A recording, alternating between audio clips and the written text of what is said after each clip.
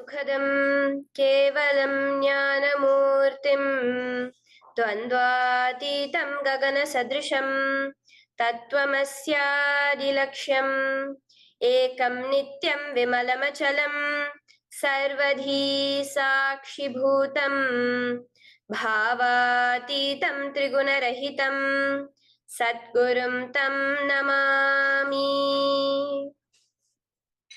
Welcome to Nityananda Yoga, where we transcend the limits of conventional practice and dive deep into the source of our being, drawing from the original source of yoga itself. Today, we're embarking on a journey of a simple 308 asanas, the Dvitiya Vinyasa Krama. But it's not just about contorting the body or mastering complex postures. It is about connecting in oneness with the cosmos. Your body will be like wax, moldable and pliable. Today, as we embark on this journey, shed the notion of limitations. Forget the boundaries imposed by your bone and flesh. Instead, recognize yourself as the very source material of the cosmos, the consciousness from where we all come from. With each movement, you will not just be stretching muscles, you will be reaching into the depths of your consciousness. Visualize yourself as a sculptor, crafting your form with intention and precision. Want to grow 4 inches taller by the end of this session? Believe it, for your body is a wax waiting to be molded as per your intention. There is only one enemy towards this that we have built within each one of us, that is the parasites of negativity. Every muscle you have built in the moment of anger, of anxiety, of pain, of incompletion becomes the boundary of your consciousness. Today, we embark on a journey to detoxify ourselves, make us experience our original nature as divine. So as we go through these 12 components, which is so unique to Nityananda Yoga, from the original source, the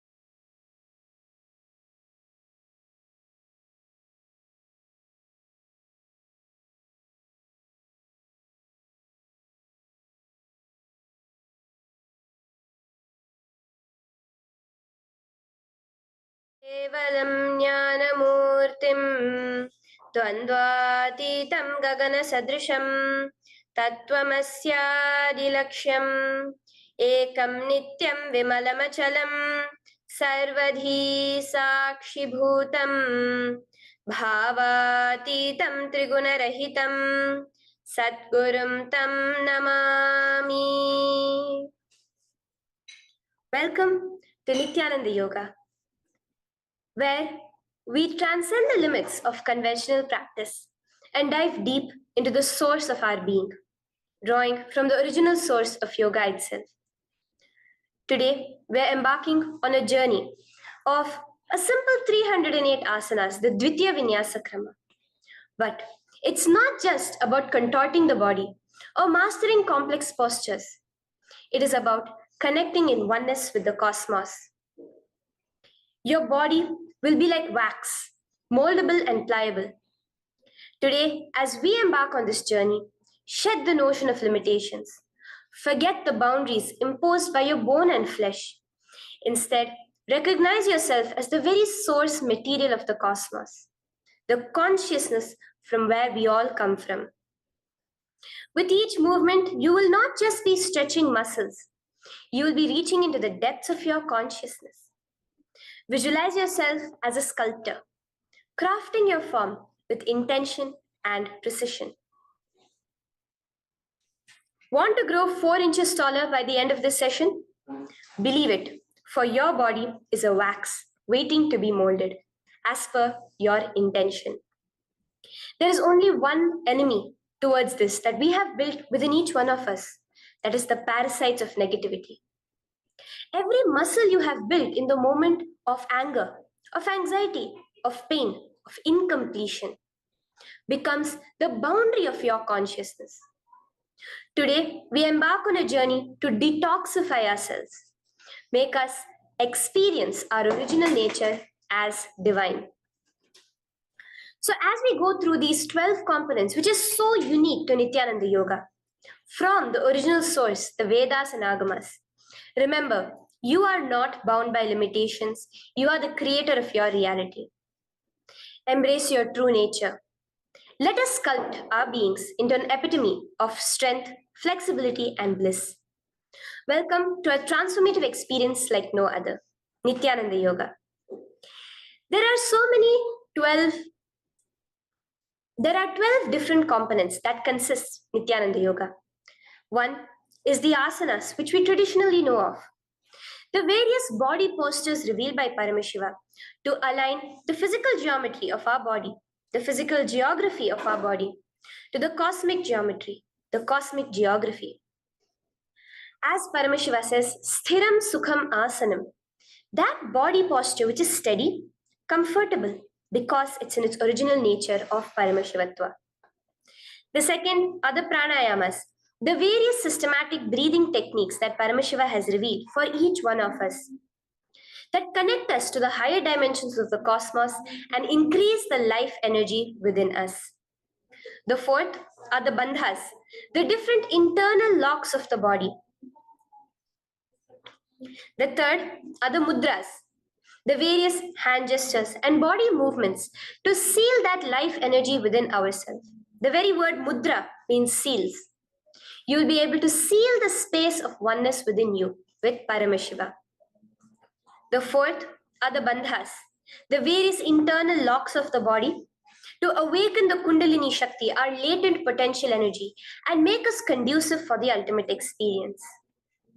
The fifth are the karanas, the beautiful dance movements of the body, revealed by Paramashiva to put you in the space of ultimate bliss, and which engage all the different parts of your body.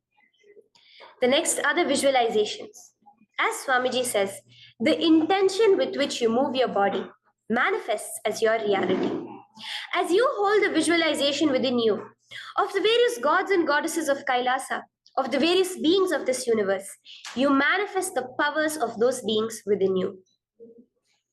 The next are the japas, the various powerful energy vibrations of the cosmos that you will be subtly repeating in your throat center, that will cause your very DNA to be bound to the cosmos, to your consciousness with the highest frequency possible. The next are the pramanas, the chanting of the sacred mantras, the original source scripture of Hinduism that reveal the science of Nityananda Yoga, because as Swamiji says, yoga has a source and it is Hinduism. These original verses will manifest the vision Paramashiva had when he created yoga in each and every one of us. There are weights, which is an optional component, helps us to enhance our experience of Nityananda Yoga as revealed from the source scriptures of Hinduism. The next are the mandalas, the cosmic geometrical representation. The Shri Chakra, the Shri Yantra, which is the direct geometrical representation of the cosmos. When you keep that in front of you and gaze at it throughout your Nityananda Yoga, your body will fluidly just align itself to the cosmos. We have the Abharana, the Rudraksha, which we keep on our body, which acts as an energy battery, sucking in, storing the energy that we produce during this Nityananda Yoga and releasing it to us throughout the day to fuel our entire day with consciousness. The last but not the least are the Aushadas, the various sacred herbs that you can apply to, which can be infused with the thought current of Paramashivatva to manifest it within you. With this understanding, let us get right into the practice of Nityananda Yoga, which starts with invoking the presence of Paramashiva himself, the very being of Paramashiva, to witness our Nityananda Yoga today, with the chanting of the Shiva Mula Mantra.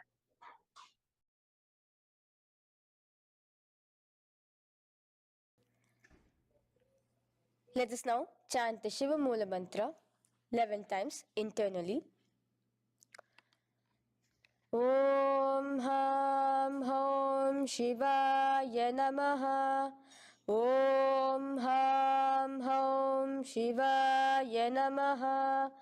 Om Ham Hom Shivaya Namaha. Om Ham Hom Shivaya Namaha. Om Ham Hom Shivaya Namaha. Om Ham Hom Shivaya Namaha.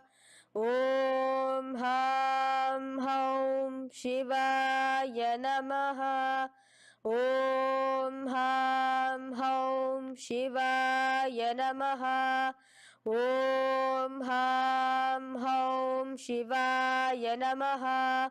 Om Ham Hom Shivaya Namaha. Om Ham Hom Shivaya Namaha. The next step of this ritual of yoga, as Swamiji reveals, yoga is a ritual, a methodology to connect yourself with the divine. As every ritual in Hinduism goes, we cleanse the three elements of our body, of the world, and of the ultimate with the Tattvachamanam.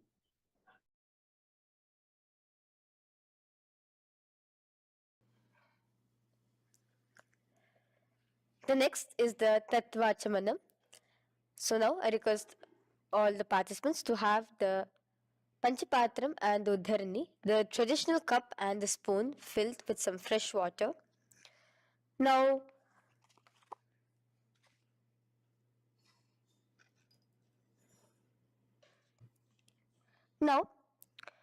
keeping your right hand in the shape of a cow's ear, the Gokarna mudra, pour an Uddharani of water from the Panchapatram and chanting each of the following mantras internally, drink the water that flows through the base of the palm. Om Atmatattvam Shodayami Svadha. Om Vidyatattvam Shodayami Svadha.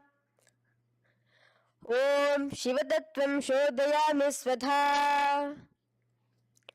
Wash your right hand with water from the Panchapatram. Now, chanting the following mantra internally, wipe the upper and lower lips twice using the base of the right hand thumb. moving the hand from right to the left of the lips. Om Ham Hridayaya Namaha. Wash your right hand with water from the Panchapatram. Now, with the tips of right hand index, middle and ring finger, touch above the upper lips and below the lower lips. Wash your right hand with water from the Panchapatram. Now, with the tips of right hand index finger and thumb joined together, touch your right nostril, left nostril. With the tips of right hand ring finger and thumb joined together, touch your right eye, right ear, left ear. Wash your right hand with water from the Panchapatram. Now, with the base of the right hand thumb and little finger, touch the navel, right chest, left chest. With the right hand, fingertips together, touch the top of the head, right shoulder, left shoulder, and your heart center. With that, we have the Sankalpa. The Sankalpa, the manifestation of our conscious intention. What is it today each one of us want to manifest through Nityananda Yoga? Hold that in your inner space.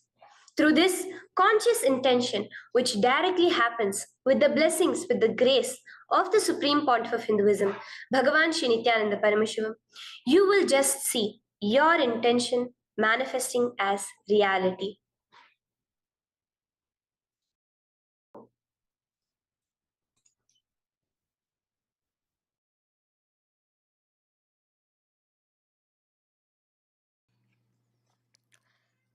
The next is the Sankalpa, the conscious resolution. So now I request all participants now to, with your right hand, cover your left palm, which is the Sankalpa mudra, and keep both the hands on the right thigh. Continue to keep this mudra till the end of the Sankalpa. Om Mamopata Samasta Duritakshayaddvara Bhagavat Shri Nityananda Paramashiva Prityartham Shri Nityanandeshwari Paramashiva Shakti Sameta Shri Nityanandeshwara Paramashiva Prityartham Cha Shubhe Shobhane Muhurte Adhya Brahmanaha द्वितीय पराधे श्री श्वेतवराह कल्पे वैवस्वतमन्वन्तरे अष्टाविंशतितमे नित्ययुगे प्रथमे पादे जम्बूद्वीपे भारतवर्षे भरतखण्डे मेरोः दक्षिणे पार्श्वे शखाब्दे अस्मिन् वर्तमाने व्यवहारिके प्रभवादीनां षष्ट्याः संवत्सराणां मध्ये शुभनाम संवत्सरे शुभायने शुभऋतौ शुभमासे शुभपक्षे शुभतिथौ शुभवासरयुक्तायां शुभनक्षत्र शुभयोग शुभकरण एवं गुणविशेषण विशिष्टायाम् अस्यां शुभदितौ श्री कैलासोन्नत द्वादशान्त श्यामला पीठारूढ श्री मीनाक्षी सुंदरेश्वरा भिन्न स्वरूप परशिवपुत्र रत्नकुमार गुरुमन्यतुल्यावतार श्री पार्वती स्तन्यपान लब्ध दिव्य ज्ञान विश्रुत सकल निगमागम सारभूत द्राविड वेद प्रवक्त्रे श्रीमत् परमशिव करुणा समधिगत मुक्तामय चतुरश्रयान गीयमान छत्र चामर श्री चिन्ह काहलादि समस्त बिरदावल्यलंकृत ज्ञान विज्ञान चक्रवर्ती सर्वजन संग सद्यो निर्वाण दीक्षा व्याप वर्ग वर्ष विश्रान जीमूत परमत कलभ केसरी शैव सिद्धांत स्थापनाचार्य श्री राजाधिराज पांड्य महाराज गुरु क्षपन शाक्यादि महांधकार निवारण ज्ञान भानु वीक्षणानर्हार ध्वजोच्छेदन पूर्वक श्रीमद् वृषभध्वज स्थापक शैव समय कर्त्रे सर्वज्ञ पीठारूढ़ श्री जगद्गुरु श्री ज्ञान संबंध देशिक स्वामी वागीश सुंदर माणिक्य वाचक स्वामिनां अवतार भूत श्री ज्ञान संबंध स्वामी पुनरुद्धृत श्यामलापीत सर्वज्ञ पीत त्रिनवद्युत्तर द्विशततम गुरु महासन्निधान अरुणगिरि योगीश्वर परंपरागत अरुणाचल सर्वज्ञ पीठ गुरु महासन्निधान कैलास परंपरागत कांची कैलास सर्वज्ञ पीठ त्रयस्त्रिंशदुत्तर द्विशततम गुरु महासन्निधान नित्योत्सव नित्य मंगल नित्य कल्याण नित्य रजित कैलास परंपरागत आदि कैलास नित्यानंद पीठ महासंस्थान महासिंहासन पीठ कर्त्रे साक्षात् श्री परमशिव समुद्भूत कैलास परंपरागत वैवस्वत मुनि इक्ष्वाकु हरिश्चंद्र भगीरथ श्रीरामचंद्र सूरसेन इत्यादि अनवच्छिन्न सार्वभौम चक्रवर्ती परंपरागत चतुष्षष्टि योगिनी मंडिता चतुष्षष्टि संप्रदाय प्रवर्तक मनुधर्म शासन सूर्यवंश प्राप्त सर्वज्ञ पीठ सुरांगी साम्राज्य मूधाभिषिक्त चूडामणे साक्षात् श्री परमशिव समुद्भूत कपिल महागुरु पुनरुद्धृत महानिर्वाणि पीठ अष्टोत्तर सहस्र श्री महामंडलेश्वर साक्षात् श्री परमशिव समुद्भूत श्री महागणपति समारंभ अनवच्छिन्न पीताधीश्वर गुरु परंपरा प्राप्त अतल पीता अष्टोत्तर सहस्रतम अष्टोत्तर सहस्र श्री अतल पीताधीश्वर धर्म मुक्ति स्वर्गपुर स्वर्ण पीता त्रयोविंश गुरु महासन्निधान कैलास परंपरागत आदिपीठ सर्वज्ञ पीठ जगद्गुरु श्री कैलास पुनरुद्धारक श्री कैलास परमाचार्य श्रीमत् परमहंस परिव्राजकाचार्य वर्य सच्चिदानंद प्रणव स्वरूप श्रोत्रिय ब्रह्मनिष्ठ श्रीमद् जगद्गुरु श्री भगवत श्री नित्यानंद परम शिव श्री ज्ञान संबंध देशिक परमाचार्य स्वामिनां प्रीत्यर्थम तेषां पादारविन्दयोः भक्ति सिद्ध्यर्थम गुरु कृपा कटाक्ष सिद्ध्यर्थम क्षेम स्थैर्य वीर विजय आयुरारोग्य ऐश्वर्यानां अभिवृद्ध्यर्थम धर्मार्थ काम मोक्ष चतुर्विध फल पुरुषार्थ सिद्ध्यर्थम समस्त दुरितोपशांत्यर्थम समस्त मंगलावाप्यर्थम भगवत श्री नित्यानंद परम शिव प्रसादेन सकुटुंबस्य ज्ञान वैराग्य जीवन मुक्ति प्राप्त्यर्थम भगवत श्री नित्यानंद परम शिव कृपा कटाक्षेण पूर्ण आरोग्य युक्त दृढ़गात्र यौगिक शरीर सिद्ध्यर्थम परम शिव शक्ति आविष्करणार्थम नित्यानंद योगाभ्यासं करिष्ये. Now wash your right hand with water from the Panchapatram. Om apaupasprisya. Now, let's get started with the asanas. Okay? Sit first in a cross-legged position on the ground in Sukhasana. Bring your hands into the Bindu Mudra with your thumbs and index fingers touching each other. Place it on top of your knees. Here we have the Kumbhaka, the pranayama of Samana Kumbhaka. As you inhale and exhale, visualize flames licking up your spine. Do the bandhas, the locks, the Mahamudra Bandha, all three of the bandhas, where you are doing the Jalandhara Bandha, tucking in your chin to your chest, the Udyana Bandha, sucking in your stomach, and the Moola Bandha, clenching your perineum. For the first set of asanas, we have the japa Soham, which you'll be repeating in your throat center.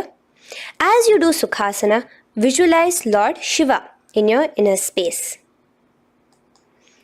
The next asana is Parvatasana. Now, from the seated position, bring both your feet to the opposite thighs. Clasp your hands together in front of your heart center in the Anjali Mudra and raise it above your head. Keep your hands as straight as you can.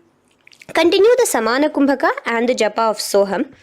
Remain with all the three bandhas, the chin to your chest in Jalandhara Bandha, the stomach tucked in Udyana Bandha, and the clenched perineum in Moola Bandha. Here, visualize yourself as Mount Kailash. The next asana is Hali Pavasana. Now slowly bring your feet together in front of your body as you stretch it out a little further away. Now bring your hands behind your back and clasp the left hand by your right. Lean forward, placing your forehead on the ground as you continue to engage all the three bandhas. Here, gaze at your nose. Visualize Swamiji, the Supreme Pontiff of Hinduism, in your inner space.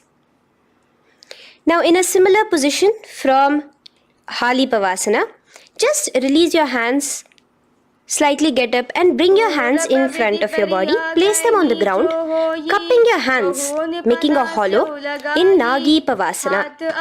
Visualize yourself as a snake, gazing at your nose. Continue the japa, the pranayama, and all three bandhas engaged. Now, raise up. This is Kokilasana. Hold your big toes with your index and middle finger in the Prana Mudra. Stretch your legs straight out and upwards. Cross it into Padmasana. Bring it to your opposite thighs. Lean forward and down onto your elbows. Again, tuck your chin into your chest, suck in your stomach, and clench the perineum in the Mahamudra Bandha. Visualize yourself as a bird in Kokilasana. The next is Neti Asana. Now, raise up again. Bring one ankle to the top of the opposite knee. Hold the elbows with your hands. Hold the respective elbows with the opposite hands. Again, engage all the three bandhas and rotate your arms in a circular motion.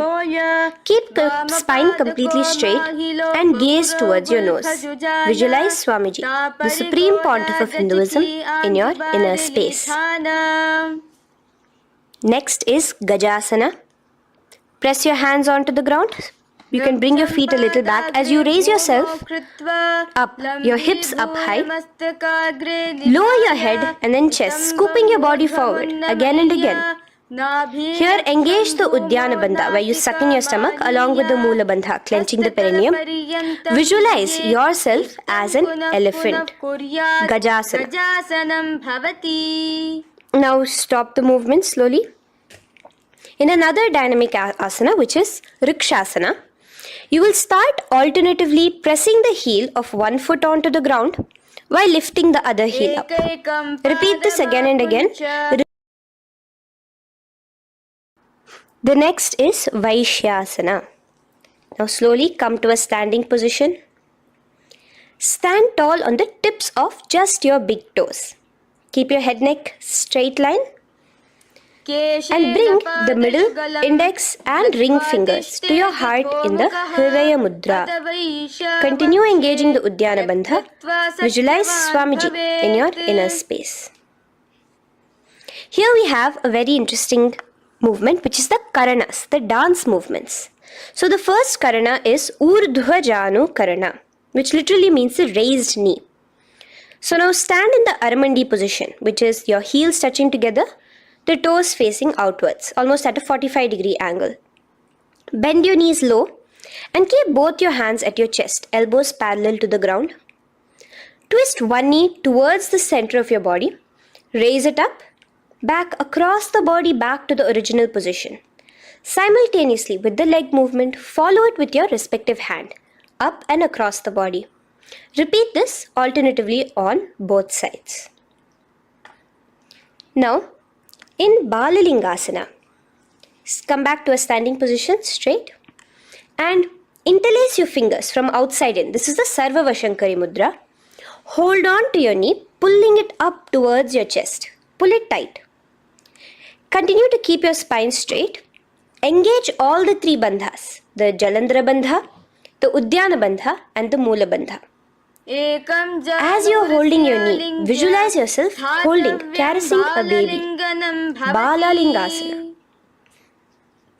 The next asana is Padapidanasana.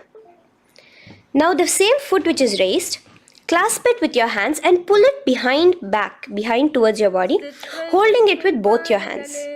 Again, engage all the three bandhas, standing tall.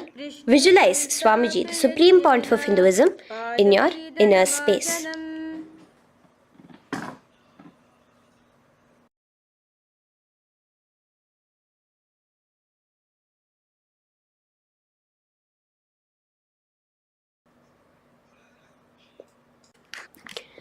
From here, let's enter into Natarajasana. Now, the same foot you're already holding behind your back, twist the same hand of that leg inwards and pull the leg back. Extend the opposite hand forward with the index and thumbs together, again in the Bindu Mudra.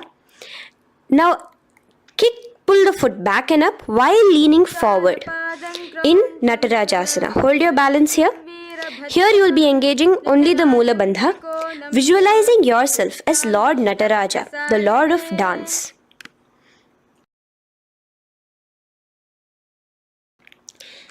Now again let's repeat Balalingasana on the other side with the other leg. Pull it up towards your chest with the hands in the Sarvavashankari Mudra. Engage all the three bandhas as you visualize yourself holding and caressing a baby.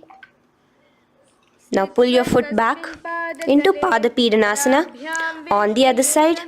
Remain with all the three bandhas engaged. Visualize Swamiji in your inner space. And lean forward. Now, hands stretched in the Bindu Mudra into Natarajasana. Balance there as you visualize yourself as Lord Nataraja.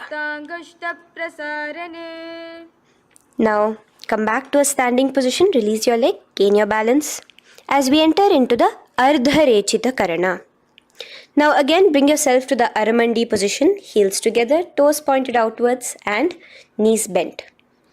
Now from this position, bring your right foot onto the tips of the toes behind the left heel. The heel should be up. Bring your left hand towards your chest, parallel to the ground again, and extend the right arm out and wide like a pendulum. Bring it back towards your chest. Now while your arm is swinging, remember to move your fingers one by one inwards towards the palm and then outwards. Now place the right hand over the nose. Uncross your ankles. Let's do this on the other side also. Cross the left ankle behind and stretch the left hand out like a pendulum.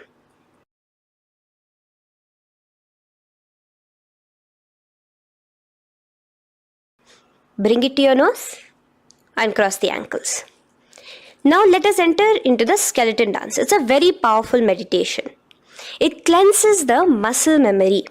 Any patterns which are there within your muscle memory can be completely wiped out through this skeleton dance. Just 2 simple steps. Now stand straight, visualize yourself as a skeleton. You can close your eyes. Just visualize yourself as pure bones. There are no muscles, no veins, no nerves, tissues, organs, nothing. Just bones, a skeleton form. And shake your body intensely. As a skeleton, you are moving yourself wildly, intensely. Just shake it all out. Move your hands, move your legs, your head. Let there be no bone in your body untouched. Just move it. Move wildly. Shake, shake.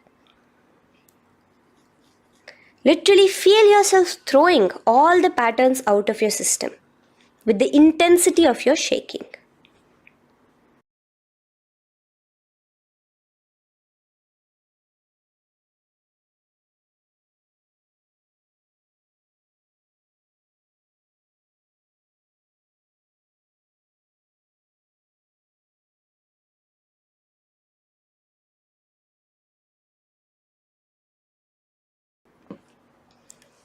Now slowly calm down. Take a few steps, gain your breath back. That's a powerful meditation we did. Let us do the next karana. Again, come back to a standing position. Do the aramandi. Your toes outwards, knees bent with your feet together. Now here, raise your hands above your head. Keep your palms completely straight and cross the wrists with the palms facing forward and the back of the hands outward. Now from the crossed wrists, uncross the wrists, spreading your arms out wide while you turn your hip towards the side. Turn by the waist sideways. Bring your hands back over the head and turn on the other side. Repeat this on the other side. Do it again.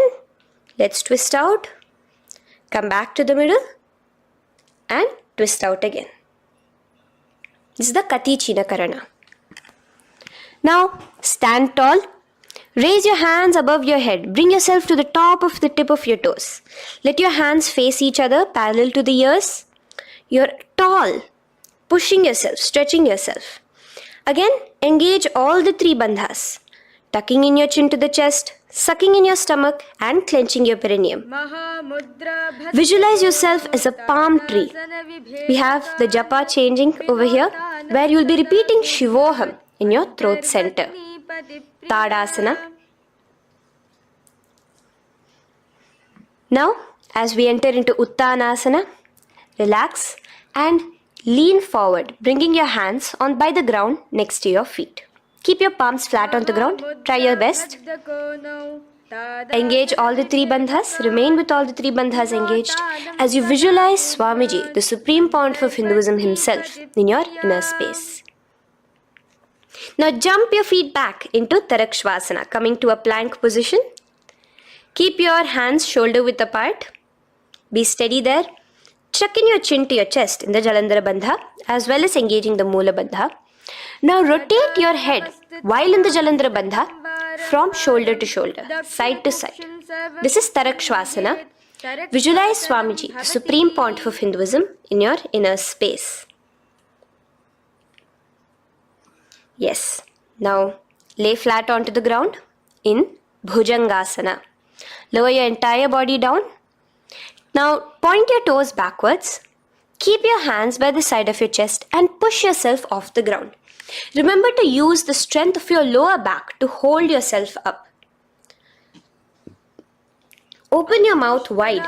Inhale through the hollow of your throat and exhale through your nose. This is the Bhujangani Mudra. In Bhujangasana, you will visualize yourself as a cobra. Now come back into a plank position. So you can tuck in your toes and come back into a plank position. In Shavasana, alternate bringing one knee towards your chest, back and forth. So you'll bring one knee front, push it back and bring the other knee. Repeat this again and again. Do the Sahaja Kumbhaka. Simple breathing in, breathing out. Engage the Moola Bandha, clenching your perineum. Visualize Swamiji, the Supreme Pontiff of Hinduism. Okay. Now place your legs back into the plank position as we enter into Rathasana. Again, bring one foot between your hands and alternate jumping one foot back and bringing the other foot forward simultaneously. Again and again. Continue the Sahaja Kumbhaka and the Moola Bandha engaged as you visualize yourself as a chariot, a Ratha, in Rathasana. Now, into Veerabhadrasana. remain one leg in between your hands. So as you jump, one leg comes between your hands, stop in that position, one leg stretched back, and raise yourself up into a standing position. So the front foot will be pointing forwards and bent at a 90-degree angle. The knee will be bent at a 90-degree angle. The other leg, which is extended back, the foot will be pointed sideways at a 45-degree angle. Now raise your palms, hands up, parallel beside your ears. Do the Uddiyana Bandha along with the Mula Bandha, pulling in your stomach in. Gaze towards your third eye as you visualize yourself as Lord Veerabhadra. Now relax down, switch your legs around, and let us do Veerabhadrasana on the other side. Stretch your hands up, gaze towards your third eye, suck in your stomach in the Uddiyana Bandha, and visualize yourself as Lord Veerabhadra. Okay, bring your feet together now. Let us move into Vrikshasana. Now stand tall, gain your balance here slowly. Bring one foot towards the inner thigh. Bring your palms together, raise them up above your head in the Anjali Mudra. Keep your elbows as straight as you can. Again, continue the Uddiyana Bandha, sucking in your stomach. Gaze forward, hold your balance, visualize yourself as a tree, the stability of a tree in Vrikshasana. Now, slowly bring your hands down. Now the foot which is in your inner thigh, bring it towards the opposite, to the root of the opposite thigh. Bring your hands in the Namaskar Mudra in front of your heart center together and visualize yourself here as Lord Garuda, just engaging the Mula Bandha alone here. This is Garudasana. Now let us repeat Vrikshasana on the other side. Slowly put your foot down. Bring the other foot to the inner thigh. Raise your hands above your head. Suck in your stomach in the Uddiyana Bandha and visualize yourself as a tree. Let's repeat Garudasana on the other side. Slowly bring the foot to the opposite thigh and lower your hands to be in front of your heart center. Release the Uddiyana Bandha, just engaging the Mula Bandha, clenching your perineum. Visualize yourself as Lord Garuda, the eagle vehicle of Lord Mahavishnu. Okay, bring both your feet to the ground now and spread them far apart from each other. Now keep one leg toes pointing forward and the other set of toes pointing sideways. Straighten your arms out parallel towards the ground. Bring your front arm down towards the front foot, beside your foot, while the other arm extends towards the sky. Visualize yourself as a triangle in Trikonasana. Now raise up and let's repeat Trikonasana on the other side. Switch the position of your legs around and go forward. The other arm raised towards the sky. Visualize yourself as a triangle. Now come back to a standing position. Bring your feet together. We are having another Karana, the Nikuttaka Karana. Bring yourself to the Aramandi position. Feet together, knees out wide. Here now bring your hands towards your chest, but keep both your palms parallel towards each other. Bring your right foot onto the toes with the heels up. And simultaneously bringing the right hand towards the top. Now drop the right foot, simultaneously lifting the left foot onto the toes and switch the hands position. Now the left hand is on the top and the right hand is on the bottom. Repeat and let us do this repeatedly. Okay, relax now, come back to a straight position and sit down onto your toes. Sit on your heels with your toes on the ground, knees raised up off the ground, together in front of you in Angushtasana. Bring your hands together in the Namaskara Mudra in front of your heart center. We have a very interesting pranayama over here, which is the Bhramari Kumbhaka, where you will be subtly buzzing like a bee as you do this asana. The japa we will be entering into is Sadashivoham. In Angushtasana, engage the Mula Bandha as you visualize Swamiji, the Supreme Pontiff of Hinduism, in your inner space. Now in the same position, slowly bring your hands to the ground. Balance yourself as you stretch one foot forward, sitting on the heel of one foot and the other foot stretched forward, toes pointed upwards. Bring your hands to the Vara Mudra, just the tips of the finger on the ground while the palm faces forward, both your hands. Continue to engage the Mula Bandha, clenching the perineum as you visualize Swamiji, the Supreme Pontiff of Hinduism, in your inner space. Now, stretch, the leg is stretched forward, right? Stretch the same hand, the respective hand forward and clasp onto the big toe of that foot in the Prana Mudra with your index and middle fingers. The other hand, bring it to the back of the respective heel in Asana as you visualize Swamiji in your inner space. Okay, bring your 2 feet back together as we repeat Saurasana on the other side. Stretch your left leg forward now. Palms in the Vara Mudra on the ground. Visualize Swamiji in your inner space. And lean forward into Vidhunanasana on the other leg. Clasp your toes. Bring the other hand to the back heel. Continue to visualize Swamiji.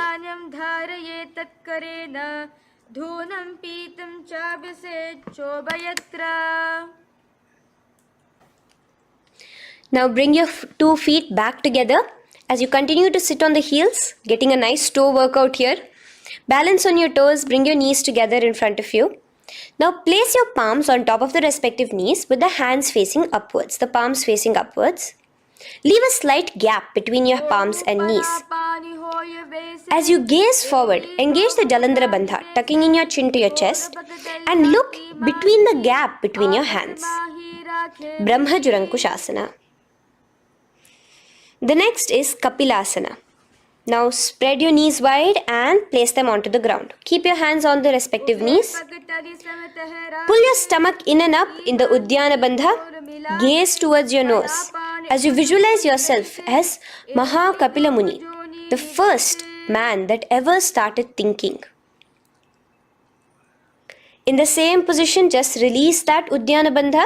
Release the lock of the stomach, but continue to clench your perineum in Mula Bandha as you switch your gaze to your third eye. So from your nose, switch your gaze to the third eye. Visualize Swamiji, the Supreme Pontiff of Hinduism, in your inner space. Bhadra Gorakshasana. Next is Suryasana. Now, your toes are tucked. Just lift your knees off the ground, wide apart.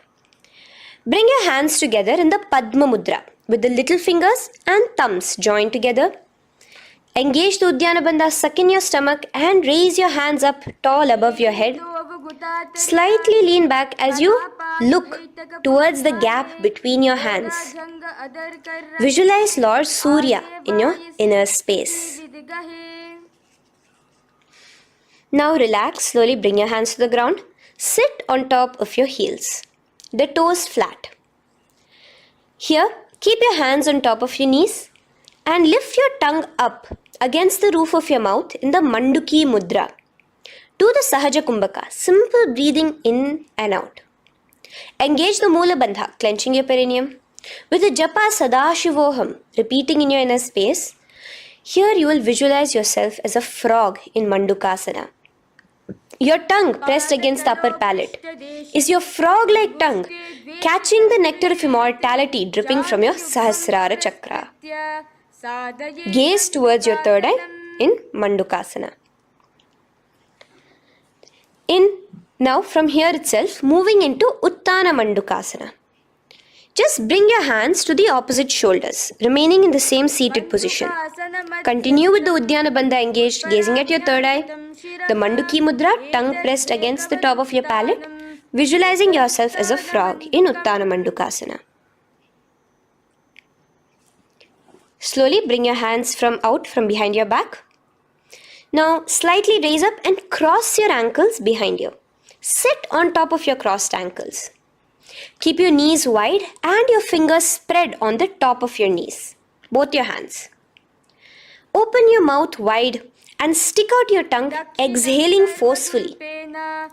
Gaze at the tip of your nose.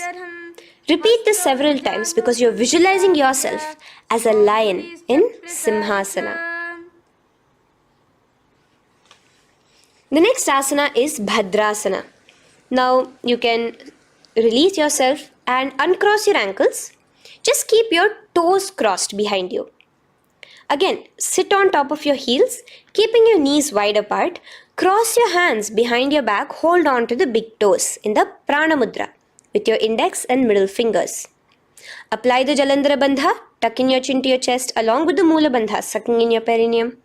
As you gaze towards your nose, here, resume the Brahmari Kumbhaka, buzzing like a bee subtly in your inner space as you visualize Swamiji, the Supreme Pontiff of Hinduism, in your inner space. Now, bring your hands out from behind you. As you bring yourself to a squatting position. Keep your feet flat onto the ground as close together as possible, but your knees opened wide. Bring your body in between your knees, your torso in between your knees, and take your arms in and around your knees towards the back, clasping your fingers, interlacing your fingers behind you in the Parashu Mudra. Gaze towards your nose. Visualize yourself as a crow in Kakabhusandhi Asana. The next asana is Kani Pavasana. Unclasp your hands and place them flat onto the floor. Keep them shoulder width apart for good balance. Now, slowly bring your knees to the back of your arms, above the elbows. Lean your chin forward and down. Keep your gaze steady as you lift your feet off the ground. In Kani Pavasana, visualize Swamiji, the Supreme Pontiff of Hinduism, in your inner space. Now in the same position, slowly lower your head to the ground and stretch your legs up high, forming a tripod between your two hands and your head in Kapali Asana. Gaze at your nose, continue the Brahmari Kumbhaka, continue engaging the Mula Bandha and the Japa of Sadashivoham. Visualize Swamiji in your inner space. The next asana is Parshva Mayurasana. Slowly bring your feet down. Yes, relax. And now squat on your toes with your knees together and twist your body. Place both the hands to one side of your knees. Now bring one of your elbows to the knee and the other of your elbows towards the hip. Lean onto your arms, balance, extending your legs out to the side. Gaze towards your third eye, visualizing yourself as a peacock. In Parshva Mayurasana, as you do the pranayama, the Rechaka Kumbhaka, let your exhalations be prolonged and your inhalations be slightly shorter. Now relax, bring your feet to the ground and bring your body to the other side of your knees. As you repeat Parshva Mayurasana on the other side, lean forward, stretch your legs, gaze at your third eye, visualize yourself as a peacock. Now let's do Bhairaganathasana. Now come again to a plank position. Place your hands down, stretch your legs back and bring one foot around your shoulder to be placed in between both your palms. Gaze at your third eye. Just engage the Mula Bandha, clenching your perineum. Here, this is Bhairaganathasana. Visualize yourself as Lord Kala Bhairava. Slowly bring your foot out and bring the other foot in between your palms, remaining in the plank position. Continue to visualize yourself as Lord Kala Bhairava in Bhairaganathasana on the other side. The next asana is Unmukha Pithasana. Now from the same plank position, bring your forearms onto the ground. Be steady as you walk your feet closer towards yourself, forming like a slight mountain. In Unmukha Pithasana, gaze at your third eye. Continue the Rechaka Kumbhaka. Visualize Swamiji in your inner space. The next asana is Vashishthasana. Now, just raise yourself onto one of your hands. So, release your forearms off the ground and raise yourself onto your right arm. And keep your body completely parallel to the ground as you raise your left arm straight above your head. Visualize yourself as Rishi Vashishta as you do the Vashishthasana. Gaze towards the hand on the top. Now slowly bring that hand down. As you switch the hands, bringing your right hand up towards the sky. Balance there, completely straight on your toes. As you visualize yourself as Rishi Vashishta, the Guru of Bhagavan Sri Rama. Now, bring your feet forward into Anjani Asana. So here you will be sitting on your hips with your legs pointed forward and sit on top of your hands. So keep your palms facing upwards and sit on both your palms as you tuck your elbows into your body. Do the Rechaka Kumbhaka, continue the Rechaka Kumbhaka. Engage the Jalandhara Bandha, tucking in your chin to your chest, gaze at your nose, visualize yourself as Lord Hanuman in Anjani Asana. Now, slowly release your hands from under your body as you lean forward into Paschimottanasana. Clasp your respective toes with your index and middle finger. Lean forward and down, bring your elbows to the ground, your forehead towards your knees. Engage all the three bandhas, the Mahamudra Bandha. As you visualize Swamiji, the Supreme Pontiff of Hinduism in your inner space, with a new japa, Mahasadashivoham, starting here.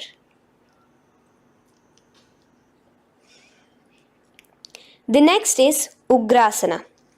Now, you can raise up and clasp your hands behind your neck in the Parashamudra. Interlace both your fingers.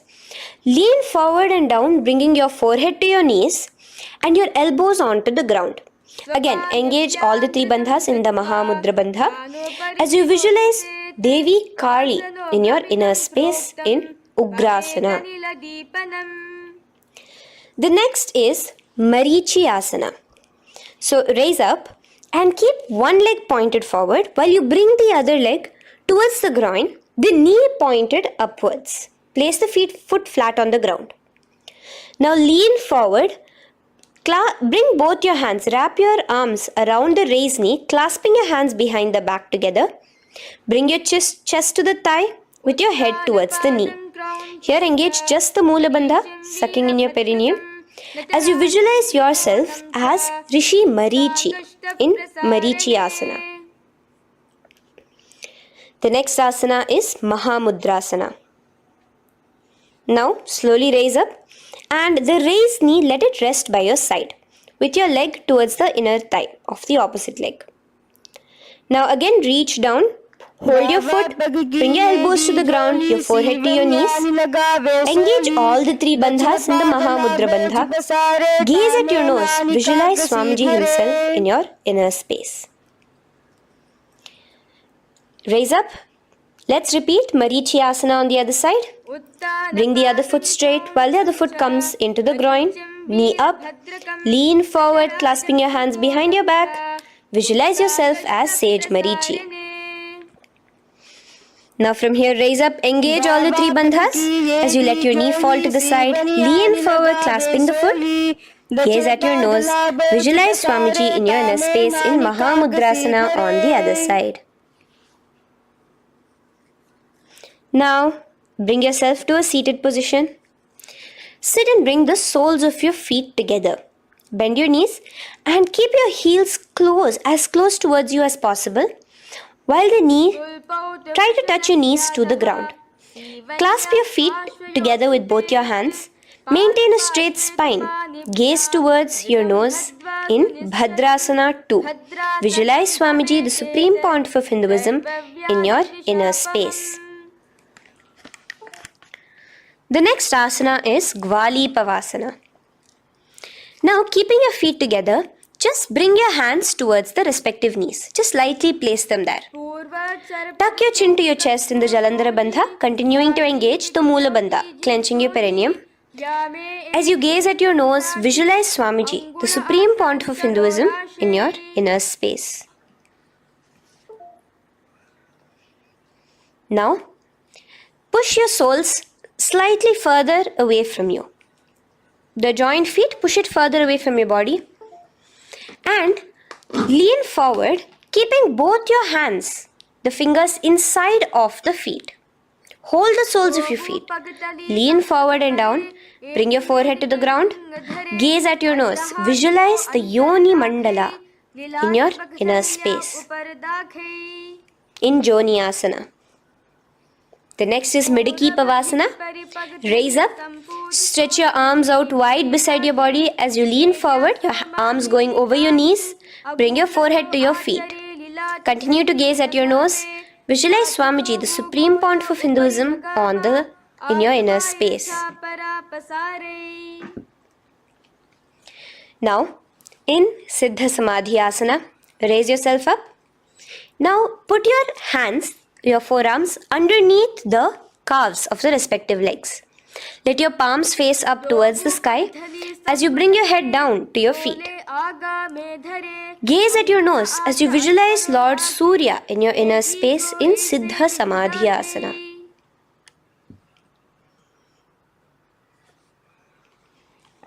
The next asana is Chiniki Pavasana. Raise up now. Bring both your feet together in front of you. Bring your feet back close to your body. Now place your hands underneath both the feet and pull your feet open like a book facing towards the sky. Both your feet. Press your elbows onto your thighs near the knees and gaze towards your nose, visualizing Swamiji in your inner space in Chiniki Pavasana. Giving yourself a nice stretch. Now release your feet and bring your hands to the respective knees. Gently push down on your knees, pushing it towards the ground. Suck in your stomach in the Uddiyana Bandha. Gaze at your third eye, visualizing Swamiji in your inner space. This is Charapata Chokasana. The next asana is Bhairavasana.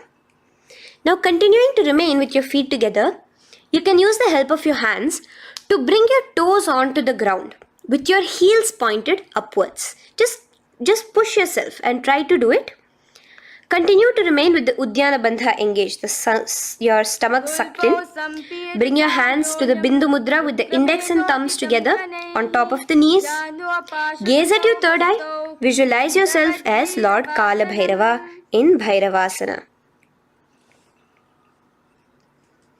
The next asana is Samanasana. So slowly you can bring your feet out from underneath. Take now one foot towards your chest, holding with both your hands as the other foot rests by the perineum.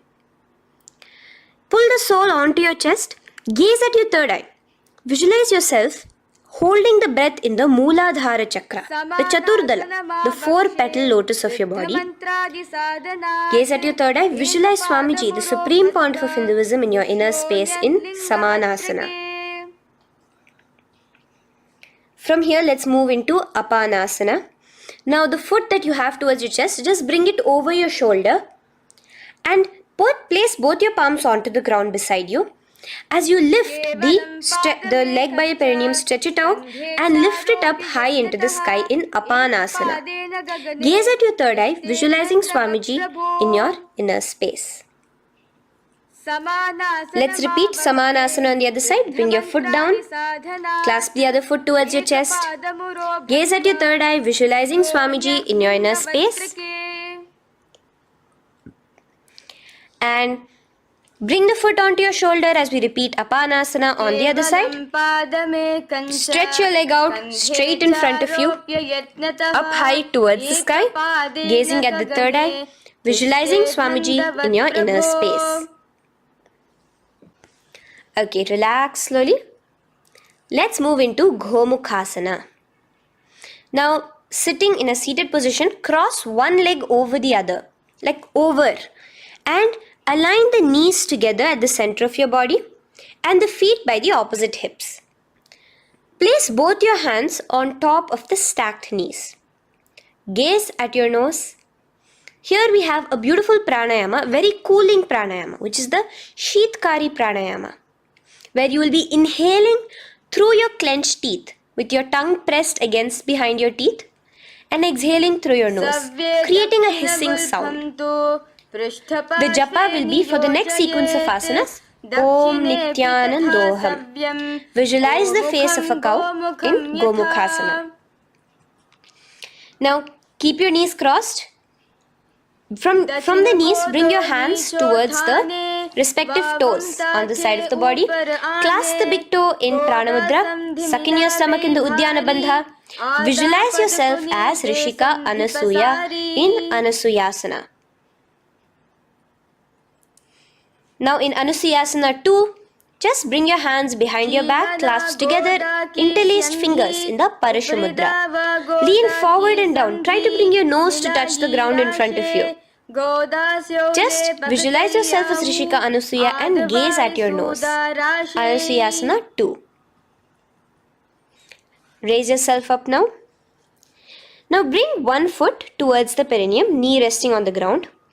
Raise your other foot with the foot in front of the lying down foot, knees pointed upwards towards your chest. Place your hands on the respective knees. Keep your spine tall, chest out.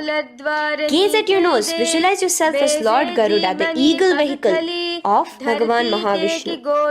Garudasana 2. From here, moving into Naradasana. Now, keep both your hands, bring both your hands behind your neck and clasp them in the Parashamudra. Interlace your fingers behind your neck. Twist outward of the raised knee. Just keep your whole body outside of the raised knee. Gaze towards your third eye, visualizing yourself as Devarishi Narada in your inner space. From Naradasana, let's enter into Matsya Pithakasana. Place one foot on the top of the opposite thigh. Wrap your respective arm across the knee, holding on to the opposite shin. Extend the opposite hand straight. Hold on to the respective toe with the index and middle fingers in Prana Mudra.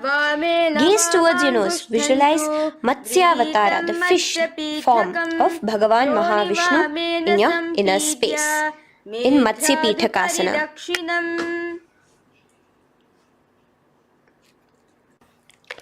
From there, let's repeat the Gomukhasana and the rest of the asanas on the other side too. So slowly you can cross your knees over to the other side in Gomukhasana. Keep your hands on the top of your knees. Gaze at your nose as you visualize the face of a cow in Gomukhasana. Continuing into Anasuyasana on the other side, bring your hands to your toes. Suck in your stomach in the Uddiyana Bandha. Gaze at your nose, visualize yourself as Rishika Anasuya. And lean forward, bringing your hands behind your back in Anasuyasana 2. Interlace your fingers in the Parashamudra. Continue to gaze at your nose, visualizing yourself as Rishika Anasuya. As you relax the Uddiyana Bandha, just clenching the Mula Bandha alone.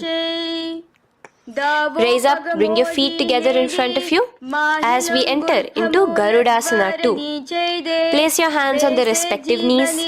Stay straight. Visualize yourself as Lord Garuda as you gaze towards your nose.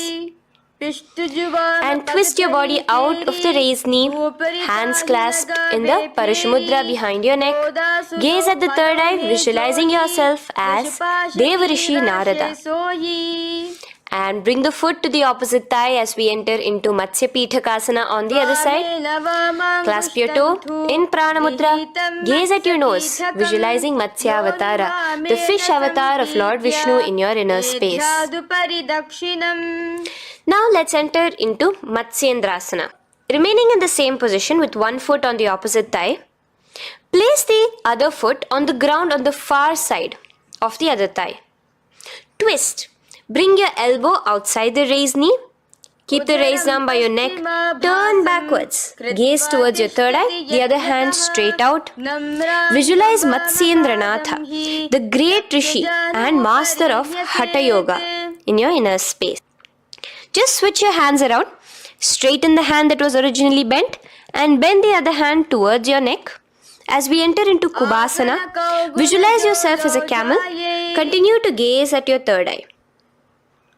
Now, straighten out both your hands straight out in the same position. Continue to gaze at your third eye, visualizing Matsyendranatha, the master of Hatha Yoga in your inner space. Now slowly, take your foot off from the thigh. As we enter into Matsyendrasana on the other side, bring the other foot to the thigh. Place the other foot on the far side. Twist, bringing your elbows outside of the raised knee, hands on the head. The other hand stretched out back. Twist, gazing at your third eye. Visualize Matsyendranatha in your inner space. Switch the hands around as we enter into Kubhasana. On the other side, remember to visualize yourself as a camel. Now stretch both your hands out in Matsyendrasana 2 on the other side. Visualize Matsyendranatha in your inner space. Now, with one leg on the thigh, bring the other foot too to the opposite thigh in Padmasana. Place your palms on the respective knees. Engage all the three bandhas in the Mahamudra Bandha, tucking your chin to your chest, sucking in your stomach and clenching your perineum. We have a new pranayama here, which is the Shitali Kumbhaka, where you will continue to inhale through the teeth without creating the hissing sound, and exhale through your nose. A new japa of Om Nityananda Mahasadashivoham starts here. Gaze at your nose in Padmasana, visualizing yourself as Bhagavan Paramashiva. Now, keeping your legs in the same position, just cross your hands over each other, clasping onto the toes with your index and middle fingers in the Prana Mudra. Gaze at your nose, visualize yourself as Devi Parvati, the consort of Lord Paramashiva in Padmasana 2. Now, uncross your hands. Take your hands and insert it into the gap between your thighs and your calves. Put both your hands within and pull it out on the other side. As you balance on your hands, lifting your whole body off the ground, visualize yourself as a rooster in Kukkutasana. Now relax. Take your hands out from inside your feet as we enter into Baddha Keki Asana. Place your hand onto the ground as you raise up on your knees. Place your palms on the ground, fingers pointing towards the legs. Now keep your elbows together, pressed against your navel. Slowly lean forward, balancing, and extend your knees off the ground, visualizing Swamiji in your inner space. In the same position, stretch your legs out behind you. In Mayurasana, visualize yourself as a peacock. Hold your balance. Relax now. Yes, relax flat onto the ground into Makarasana. Lay down completely flat. Keep your feet pointing outwards, far away from each other. Place your forehead on the mat. Interlace your fingers behind your neck in the Parashumudra. Just relax, visualizing yourself as a crocodile as we go back to the Sahaja Kumbhaka, the simple breathing in, breathing out. Just keep the Moola Bandha alone engaged.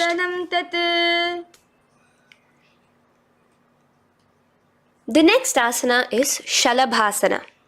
Now lay on your stomach and place your hands on the ground beside the chest. From the laying position, raise your legs up. Use your core strength to bring your thighs off the ground. Visualizing yourself as a locust in Shalabhasana. Relax your feet down and bring your hands to your feet, pulling your feet down towards the ground beside your hips. In Ushtrasana, visualize yourself as a camel. Now slowly kick your legs back. Rise your hand is clasping your feet. Pull your feet towards the sky, lifting your chest and thighs off the ground. In Dhanurasana, gaze at your third eye. Visualize yourself as Paramashiva's bow. Relax slowly and come up to a sitting position. In Bhagasana, sit on both your knees with your head, neck and spine straight. Clench your perineum in the Moola Bandha. Place your hands on top of your knees. Gaze towards your third eye, visualizing Swamiji, the Supreme Pontiff of Hinduism, in your inner space. From here we enter into Gohyasana. We have a couple of headstand postures here, so get yourself ready. Now place your forearms on the ground with your fingers interlocked. Ensure your elbows are at shoulder width for the best balance. Place the top of your head on the ground, holding your head with your hands. Slowly walk your toes forward until your hips are in a straight line with your shoulders, and just kick your feet up slightly. Make sure not to lose your balance. Keep your knees bent together at your chest. Toes pointed upwards. Gaze to your nose, visualizing Swamiji in your inner space. From here, stretch your legs out into Shavasana, continuing to hold the balance there as you continue to gaze at your nose, visualizing Swamiji in your inner space. Bring your feet to the ground, relax slowly. The next asana is Podhyasana. So come to a seated position.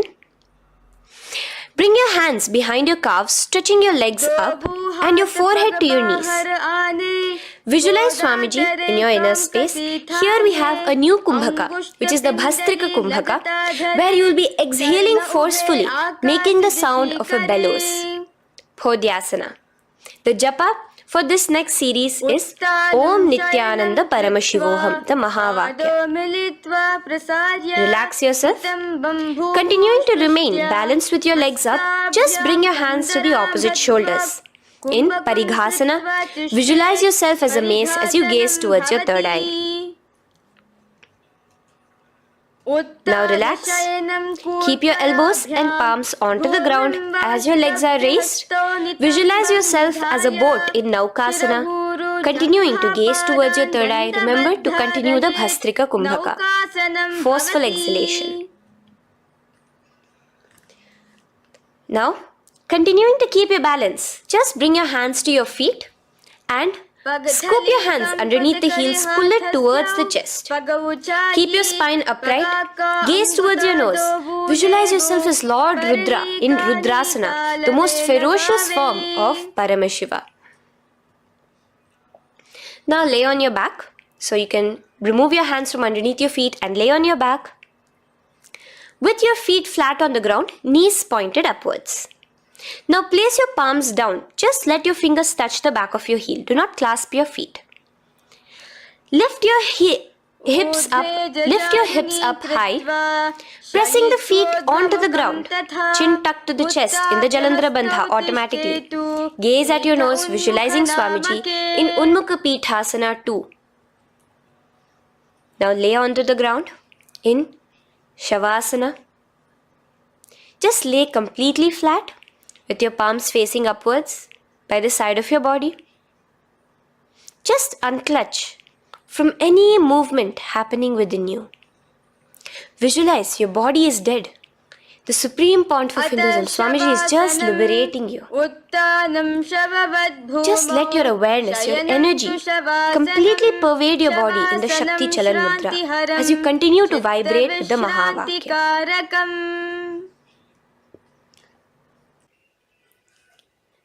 Roll over to one side and come to a seated position. Feel the life entering your body back. In a seated position, let us get continued with the sequence. We have 200 asanas more to go, starting with Yathasanishtasana. In Yathasanishtasana, sit in any posture you are completely comfortable in. Bringing your hands into the Bindu Mudra with the thumbs and index touching. Start off with the Samana Kumbhaka. As you're inhaling and exhaling, feel flames licking up your spine. Clench your perineum in the Moola Bandha with the japa Om Nityananda Paramashivoham for the remaining of the sequence. Visualize Swamiji in your inner space. From here, moving into Samasana, where you bring your feet to a cross-legged position. Keep your hands on your knees with the thumbs and index touching in the Bindu Mudra. Just inhale and exhale as you visualize Swamiji in your inner space. The next is Muktasana. Press your left foot against your genital region. Place the right foot on top of your left. Keep your hands facing downwards on top of your knees. Sit straight, gazing towards your nose. Visualize yourself as a sage liberated by Swamiji himself.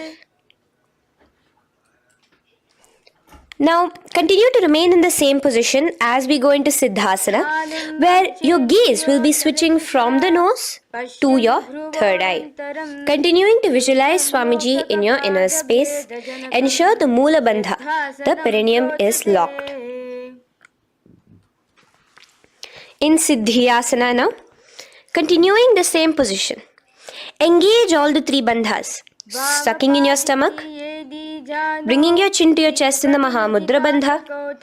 Switch the gaze to the ground in front of you from your third eye. Visualize Swamiji in your inner space. Now, relax the Udyana Bandha and Jalandhara Bandha. Just keep the Moola Bandha, the perineum alone clenched, as we enter Rudrasana 2, where your legs will remain in the same position, just your hands alone, from resting on your knees, will turn around to the Bindu Mudra, the thumbs and index touching. Gaze towards the third eye, visualize yourself as Lord Rudra, the fierce dimension of Paramashiva. The next is Santadhunasana. Keep your hands in the Bindu Mudra, your legs crossed in the same position. As you switch your gaze from your third eye to your nose, visualizing Swamiji, his tranquility, unshakable nature. Now, relax the Bindu Mudra, keep your legs in the same position, and bring your hands to your navel, cupping one palm over the other in the Samputa Mudra. It looks sort of like a lotus bud. Continue to visualize Swamiji in your inner space in Siddhasana 2. The next asana is Bandha Yoni Asana. Maintaining one heel over the other in the same position of the legs, bring your hands to your face in the Shanmukhi Mudra. So just listen carefully now. Bring your little fingers beneath the bottom lip of both hands. Your ring fingers above your upper lip. Your middle fingers closing your nose, your nostrils. Your index finger covering your eyes. And your thumbs pressed into your ears. This is Bandha Yoni Asana, visualizing Swamiji in your inner space.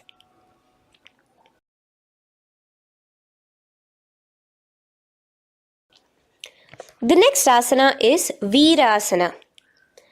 Now, you can remove your hands from your face and bring one foot onto the thigh, onto the opposite thigh, and the other foot underneath the thigh. Keep your hands in the Bindu Mudra, thumb and index fingers together on the top of your knees as you embody the space and state of bravery, Veera, in Virasana. Now, changing the leg position again as we enter into Valmikasana. Keep your left heel on the right side of the generative organ, toes under the thigh. Keep your right foot on top of the left leg, toes by the knee. Again, bring your hands into the Bindu Mudra on top of the knees. Gaze towards your third eye. Visualize Rishi Valmiki, the poet, the first poet and author of Ramayanam. The next asana is Joni Mudrasana. So you're going to remain here as you switch your gaze to your nose, visualizing the Yoni Mandala, a beautiful formation, divine cosmic geometry, representing Devi, Shakti, a symbol of the creative energy of the universe in Joni Mudrasana. In the same position, switch your gaze to your third eye, continuing to visualize the Yoni Mandala in your inner space. Now, let's move into Bhadrasana 3. So bring your feet, the soles of your feet together, uncross them and bring them together in front of your body. Hold it with both your hands, pulling it against you. Push your knees down towards the ground. As you gaze at your nose, suck your stomach in the Udyana Bandha. Visualize Lord Veerabhadra in your inner space. Bhadrasana 3. In the same position, we are entering into Aghorasana, where your left hand will rest on top of the left knee, while your right hand comes towards your face. Now, do the Khechari Mudra, where you are bringing your tongue towards the upper palate, gazing towards your third eye. Now, with your right hand, cover your mouth, close the left nostril with your index finger, inhale through the right nostril. Close both the nostrils, hold your breath and exhale through the left nostril in the Abhyantara Kumbhaka. Repeat this on the other side. Visualize yourself as an Aghori, completely dedicated to Paramashiva in Aghorasana. The next asana is Kaneri Pavasana. So you can distance your feet a little away from your body. As you lean forward, place your elbows onto the soles of your feet and rest your chin on your palms. Gaze at your nose, suck your stomach in Uddiyana Bandha. Here, continuing with the Rechaka Kumbhaka, where your exhalations are prolonged than your inhalations, visualizing yourself as a female elephant drinking water in Kaneri Pavasana. The next asana is Parasana. So now, come to a seated position, raise yourself up and keep your knees raised. Bring your hands underneath your knees, between your calves and thighs, and clasp them together. Interlace your fingers in the Parashamudra in front of your navel. Lift your feet off the mat. Visualize Swamiji, the supreme pontiff of Hinduism, in your inner space as you gaze at your nose in Parasana. The next asana we'll be moving into is Gopi Chandasana. Now take your hands out from in between the feet as you let your feet rest on the ground. Take your hands out from underneath your calves. Interlace your fingers around the feet with the soles of the feet together and raise it up towards your chest. Rest your knee on top of your feet. Gaze at your nose. Embody the state and space of a king in Gopi Chandasana. The next asana is Udarasana. So now just quickly release your legs, bring your hands underneath your calves and hold on to your feet again from inside out. Both your feet together. Bring your feet up to your chin, resting your chin on top of the interlaced fingers. Bring your feet to your chest, gaze at your nose, visualizing your body, the supreme pontiff of Hinduism, free from any defects in Udarasana. Now, in the same position, just lift your legs up towards your head. Let the top of your hands come towards the top of your head, your forehead.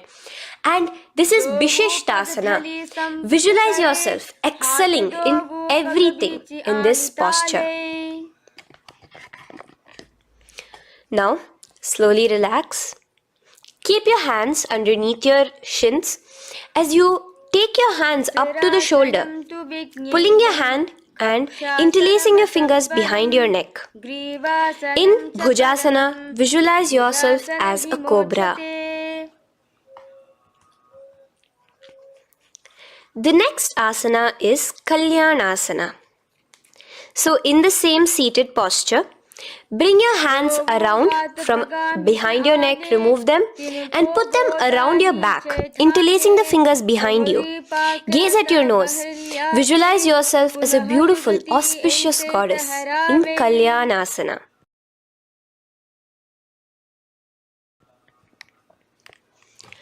The next posture is Sankatasana. So now, uncross your hands from behind you. Release yourself completely onto the ground. Place your left knee on the mat and the left foot flat. Sit on top of your left foot, knee pointed forward. Raise your right leg on top of the left, bringing the right heel to the left hip. Place your hands on the opposite knees. Here, do the Ujjayi Pranayama. As you inhale and exhale, make the sound of an ocean. Visualize yourself as a swan, a beautiful swan in Sankatasana. The next is Dhenukasana. Just in the same position, slide your left heel to the left hip. Keep your right knee on top of the left. Place both your hands on your right thigh. Visualize a cow in your inner space as you suck your stomach in the Uddiyana Bandha, Dhenukasana. Now slowly uncross your legs as we move into Matsyendrasana. Place the right foot on the left thigh, the left foot on the right knee. Bring your left hand behind your back, hold the right thigh. Twist a little bit. Place your right hand on your left thigh. Twist your body, gaze towards your third eye, visualizing Swamiji in your inner space.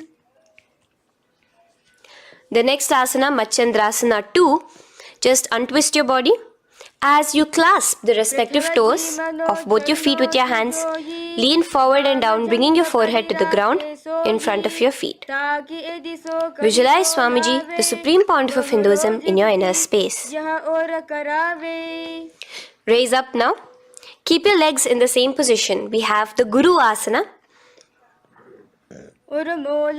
Interlace your fingers together and place it over the topmost knee.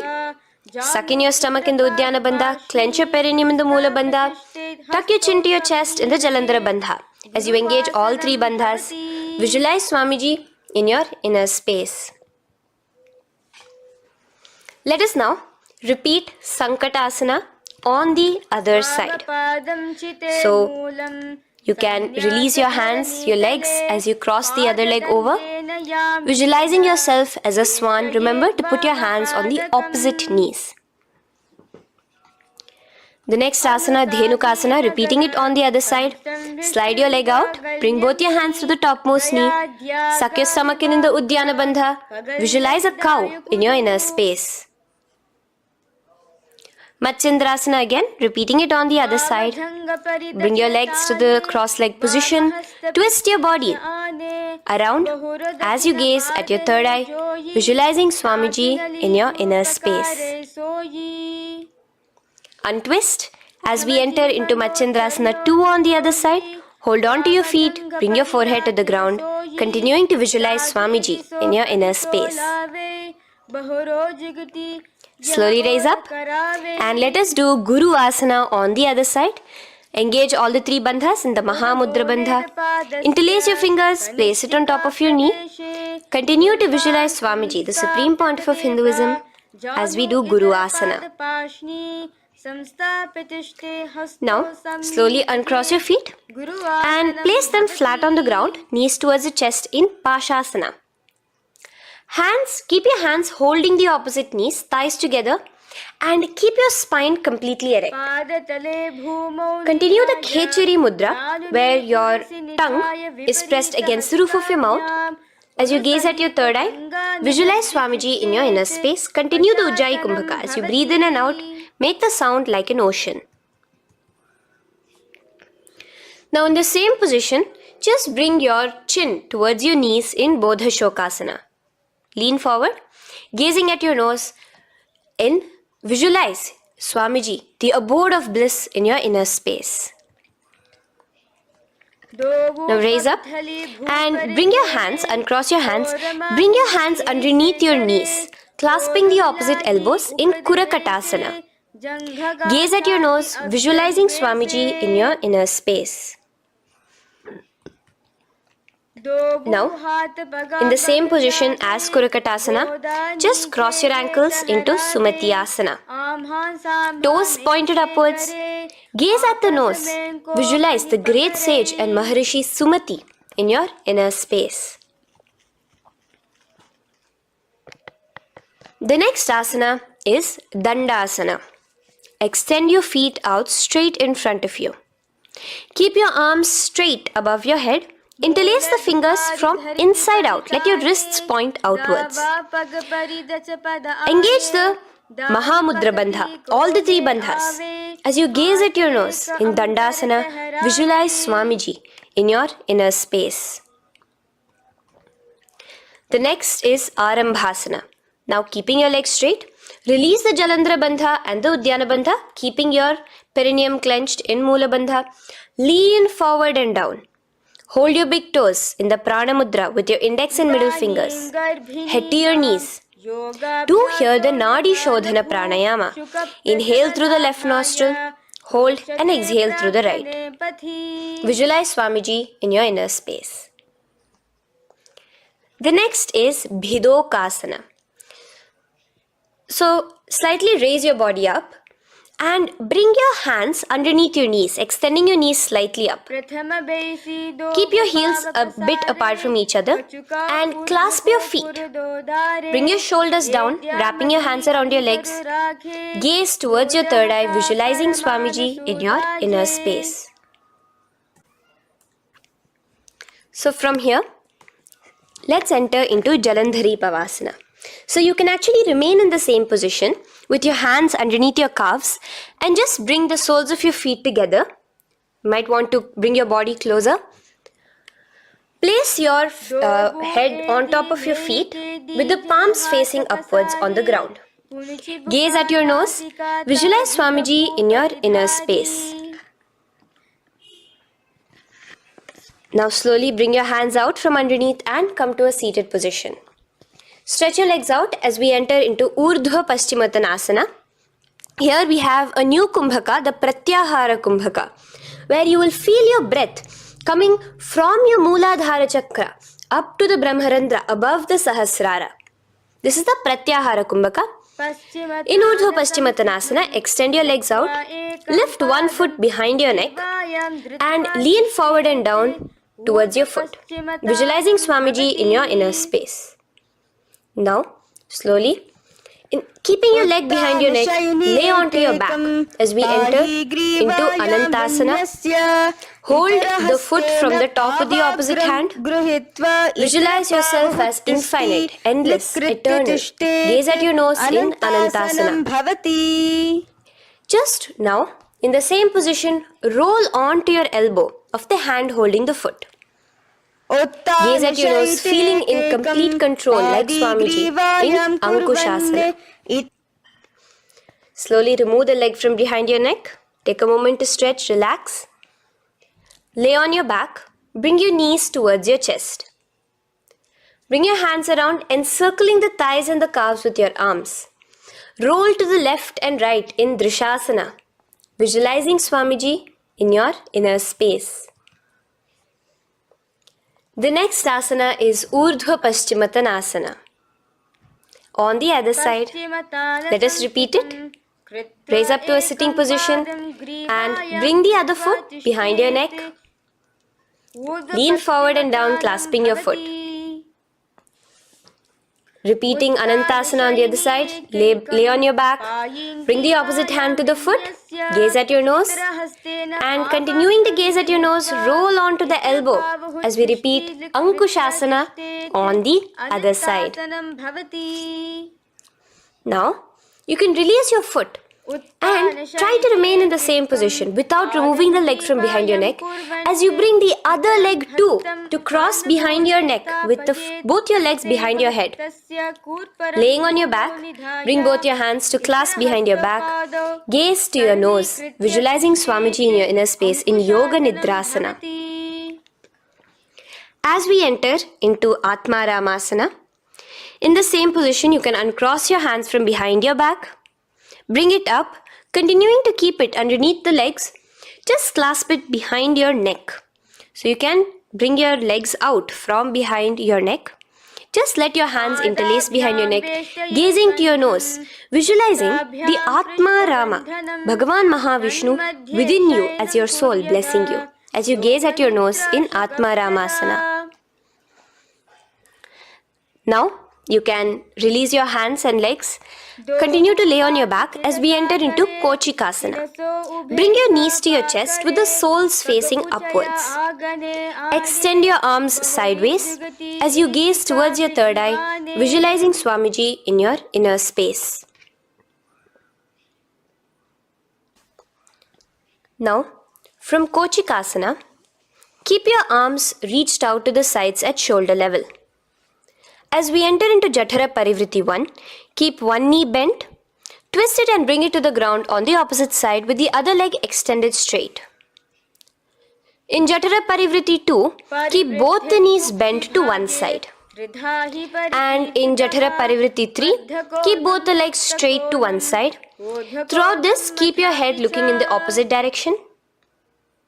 And let us repeat this on the other side. You can bring your knees back to your chest. Let your legs out, go to the other side and do Jatara Parivriti 1, 2 and 3. The next asana is Dvipada Pitham. So now, from Jatara Parivriti, you can bring your feet down, lay on your back with your knees pointed upwards, feet flat on the ground. Extend your hands, holding your ankles. And lift your hips up. Engage the Jalandhara Bandha automatically as you raise your hips up, gaze at your nose, visualizing yourself as a bridge in Dvipada. Now in Paryankasana, so you can lay back onto the ground and place your feet flat. Bring your arms over your head, placing the hands flat near your shoulders with the fingers pointing towards the feet. Lift your entire body up and off the ground in Paryankasana as you visualize yourself as sturdy as stone furniture.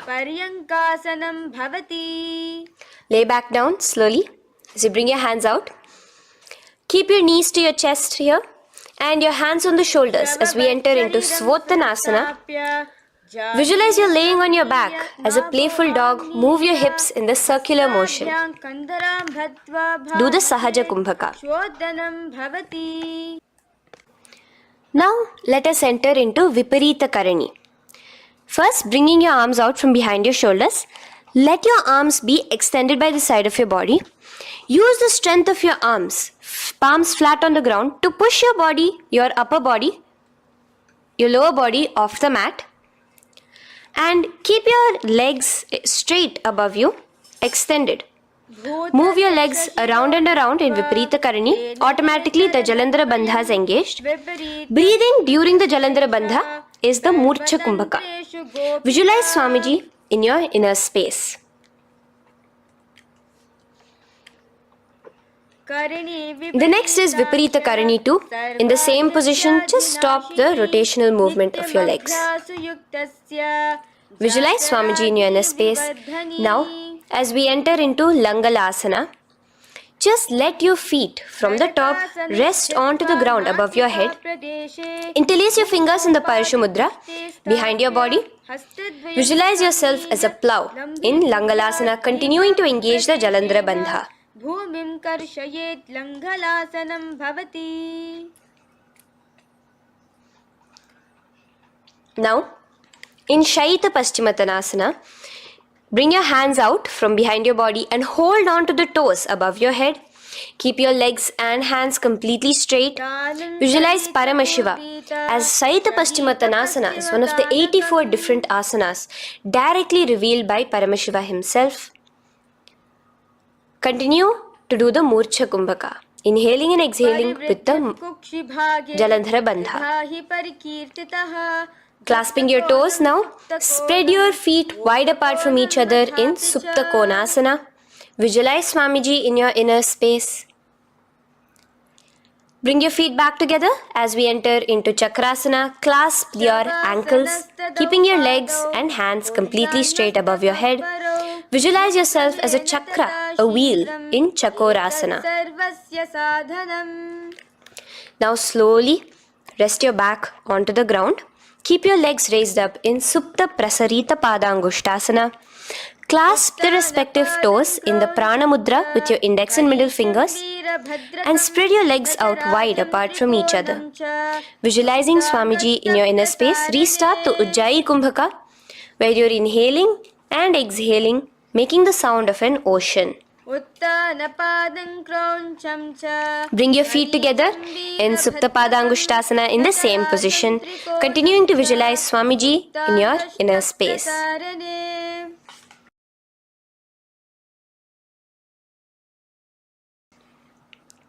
Now, bring your feet, release your feet and bring them into Padmasana. As you lay flat on your back in Matsyasana, hold the opposite elbows over your head, gazing at your nose. Visualize Matsya Avatara, the fish form of Bhagavan Mahavishnu. Now in the same position, put one hand over the other, extended straight above your head. As you visualize Lord Rama in your inner space, continue to gaze at your nose. Now, slowly bring your hands to your hips as we enter into Sarvangasana. Lift your hips and legs up into the sky, crossing your legs in Padmasana. Let your hands support you, your elbows on the floor. Do the Jalandhara Bandha as you gaze at your nose in Sarvangasana. Now, bring your hips back onto the ground in Vrishchikasana. So in the Padmasana, just remove one foot alone. Keep one foot on the opposite knee as you pull the knee towards your face. Let your hands stretch out above your head, hooking forward as you raise your upper back off the ground, visualizing yourself as a scorpion in Vrishchikasana, gazing at your third eye. Do the Jalandhara Bandha, tucking in your chin to the chest. Now just switch your legs around as we repeat Vrishchikasana on the other side. Continuing to visualize yourself as a scorpion, gaze at your third eye. The next asana is Vrishapada Kshepasana. So come now to a complete flat position on your mat. Come down to a complete lying down position and interlace your fingers around your neck. Now raise both your feet off the ground. Extend one leg straight and the other knee to the chest in a bicycle motion. Alternate between extending and raising the knee again and again, bringing your opposite elbows to the respective knees. Visualize Swamiji in your inner space. Breathe in and out in the Sahaja. From Vrishapada Kshepasana, now lay flat onto the ground with your hands by your side as we enter into Marottanasana, where you will be lifting your legs one by one, touching the ears with your knees. Visualize Swamiji in your inner space. The next asana is Vrikasana. Now what you'll be doing is laying on your back. Bring the soles of your feet flat onto the ground. Stand up completely and lay back down. Visualize yourself as a wolf in Vrikasana.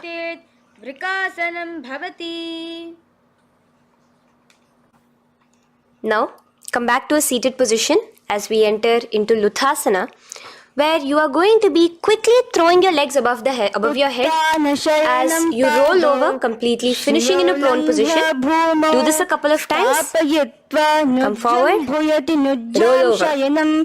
Come forward and roll over again. Visualize Swamiji, the Supreme Pontiff of Hinduism, in your inner space. Now, take a moment to relax. Lay on your belly with your toes extended in Sarathasana. Keep your hands onto the ground by your shoulders. Now here, contract your lips and make a sound like a flute, whistling while inhaling. Visualize yourself as a ratha, as a chariot carrying warriors into battle for dharma on your back. Now from Sarathasana, let us enter into Dehal Ullanghanasana. So place your palms on the ground and bring yourself to a plank position.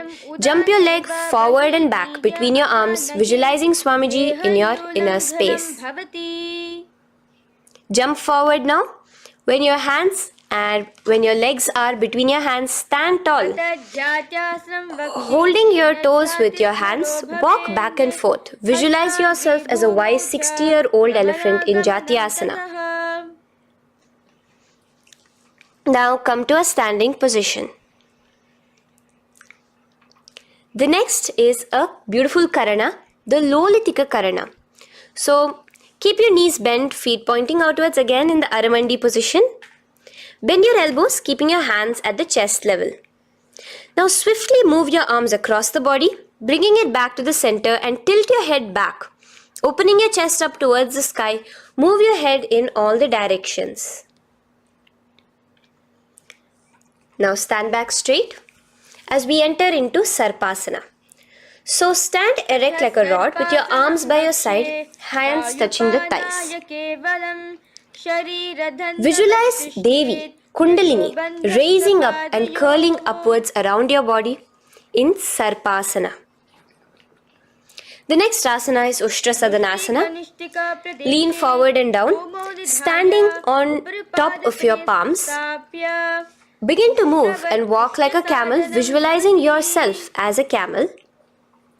In the same position, continuing to walk around, switch your visualization to visualizing yourself as a horse as you start to walk around like a horse in Ashvasana. Now raise up tall as we enter into Kapota Nitakasana. Interlace your fingers behind the back. Pulling them down towards your calves, open up your chest. Keep your hands in the Parashamudra. Visualize yourself as a soaring bird diving down in Kapota Nitakasana. Now, stand tall as we enter into another Karana here, the Tala Pushpaputam Karana. Bring yourself to the Aramandi with your hands in the Namaskara Mudra. Simultaneously now, open up your palms while raising one heel off the ground, slightly lowering the waist and shoulder of the heel you have raised. Visualize you're offering a bouquet of flowers to Paramashiva as you come back to a standing position, and repeat this on the other side. Let's do this a few times, offering flowers to Paramashiva. Now, come to a standing position. Stand straight and bring your hands together in the Namaskara Mudra. Slightly lean forward. Visualize yourself as a rhinoceros. Your hand is the horn as you gaze at your nose in Khadgasana. The next asana is Utthanotthanam. So come to a standing position and sit down all the way as low as you can to the ground and stand up. Do this again. Sit down. Stand up, and again, sit down, stand up. As you gaze at your nose throughout this. The next asana is Musalasana. Now come back to a standing position, raise your hands above your head, tall as you jump up and down repeatedly. Visualize yourself as a mace. Jump here in Musalasana. The next asana is Uchirshaka. So come back to a standing position.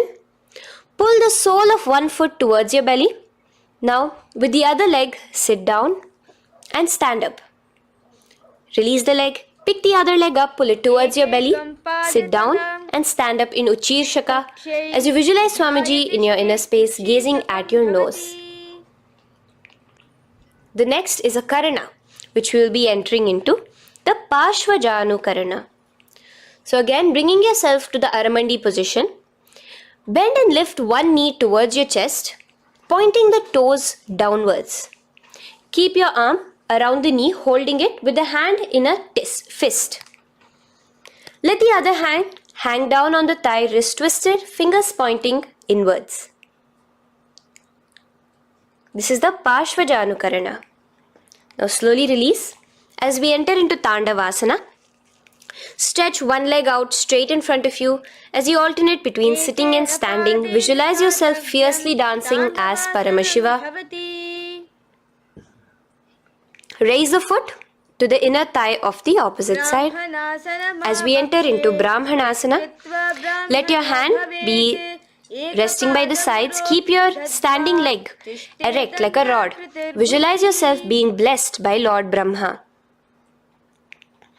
Now, you can bring the left foot around the right knee and rotate it, tucking the left toes on the other side of the right calf.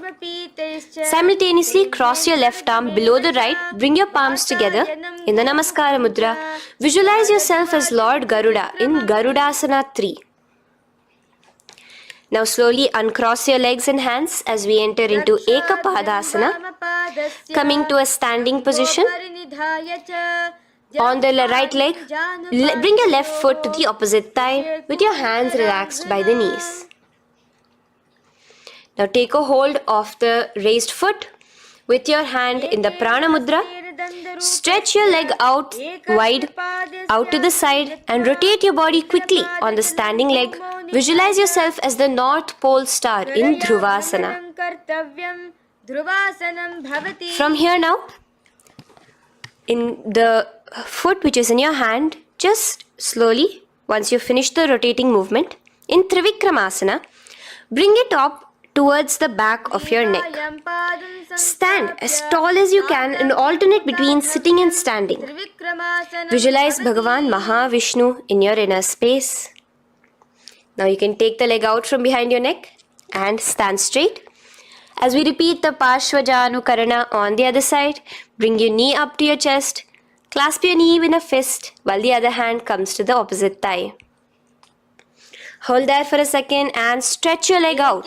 In Tandavasana, sit and stand. Visualize yourself fiercely dancing as Paramashiva. Bring the foot to the inner thigh, standing straight like a rod.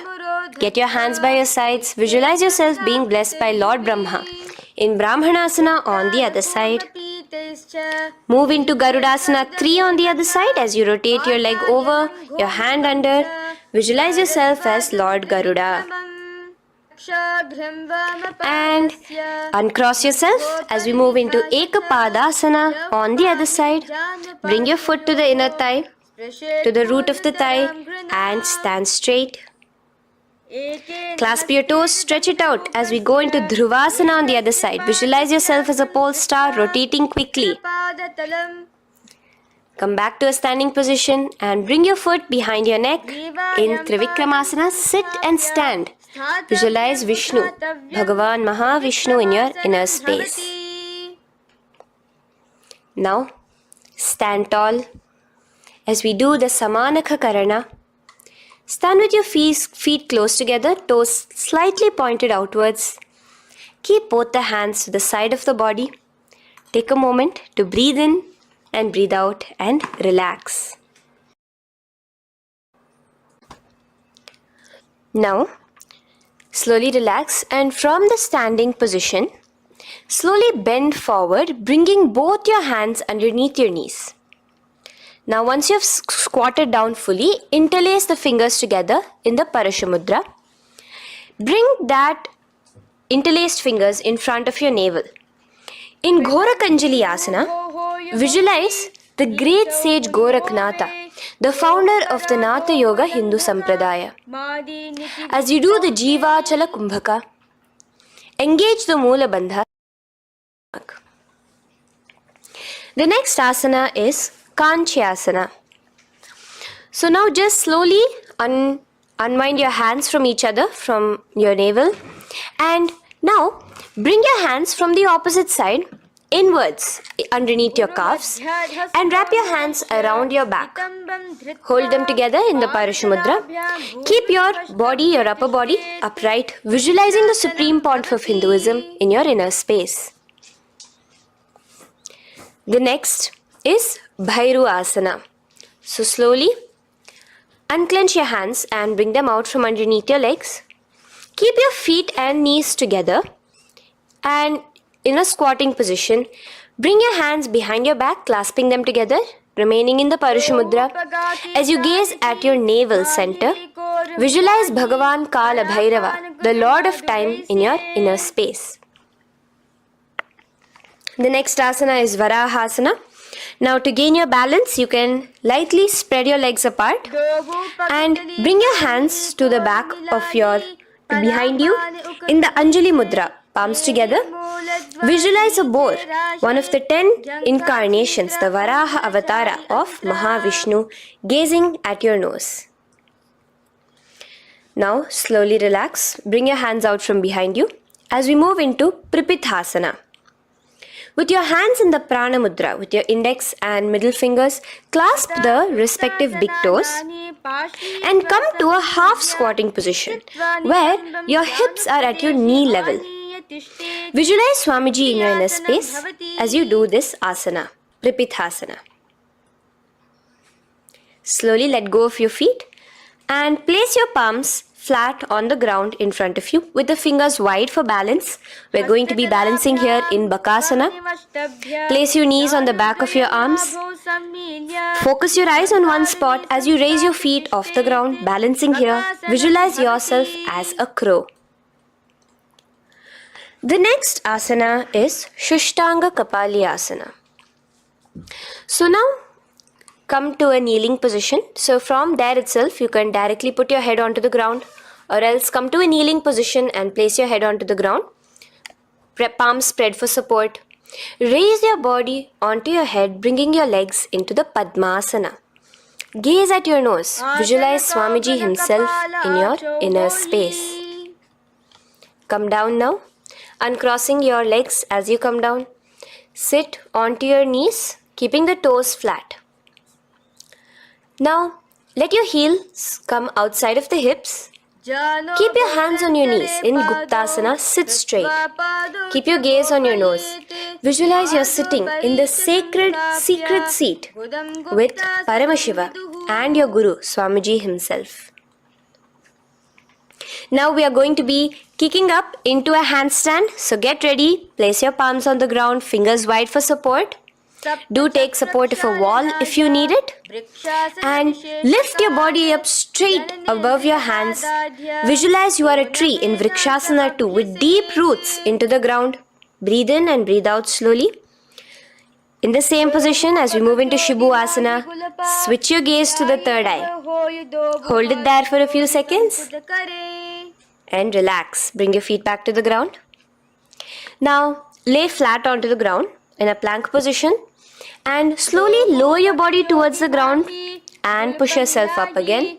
In Matsyasana 2, go down and come up, visualizing yourself as a fish. The next asana is Sarpasana 2. So here you're going to lay prone, completely flat now. You can lower yourself to the ground. Bring your hands to the hips. Extend your legs together and point your toes backwards. Lift your chest up and move left to right. You're moving like a snake while visualizing yourself as a snake in Sarpasana 2.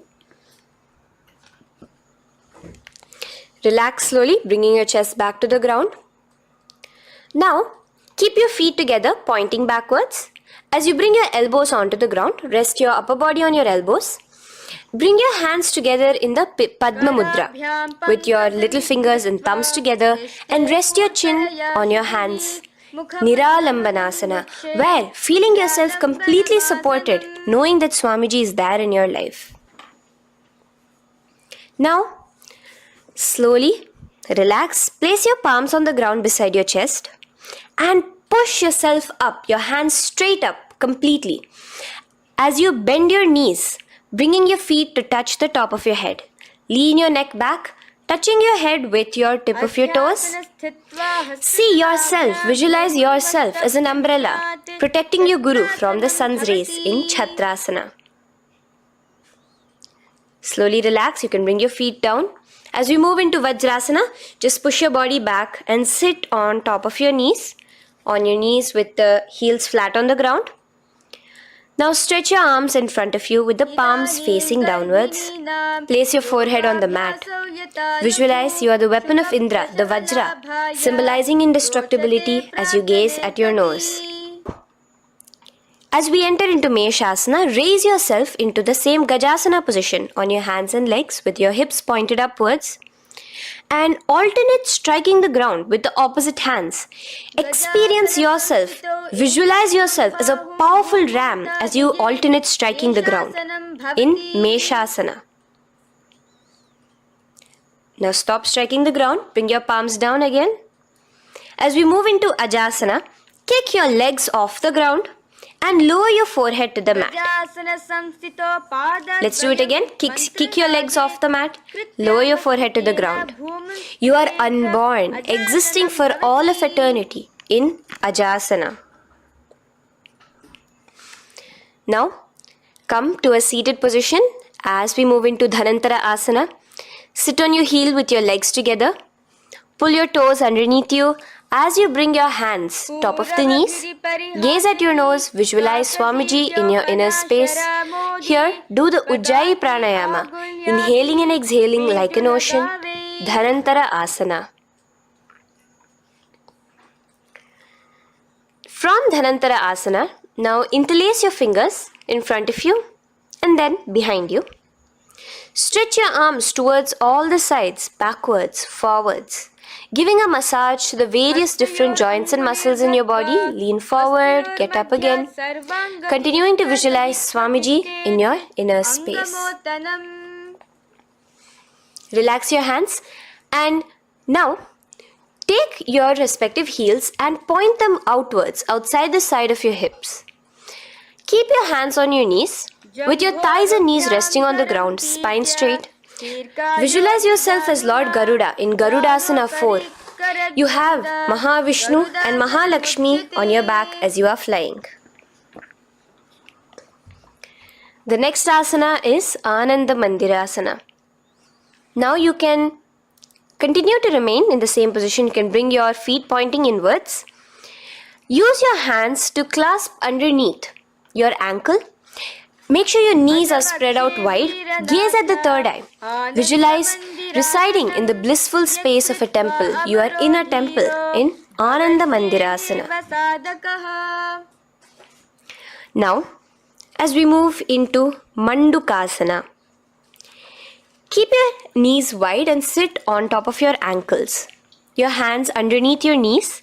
Gaze to your nose. Visualize yourself as a frog. Suck in your stomach in the Uddiyana Bandha and remember to do the Manduki Mudra, your tongue, your frog-like tongue, catching the nectar dripping from the Sahasrara Chakra in Mandukasana 2. Now, as we move into Narasimhasana, tuck your toes in and sit on top of the heels. Place your palms on the ground, spread your fingers wide and spread your knees apart onto the ground too.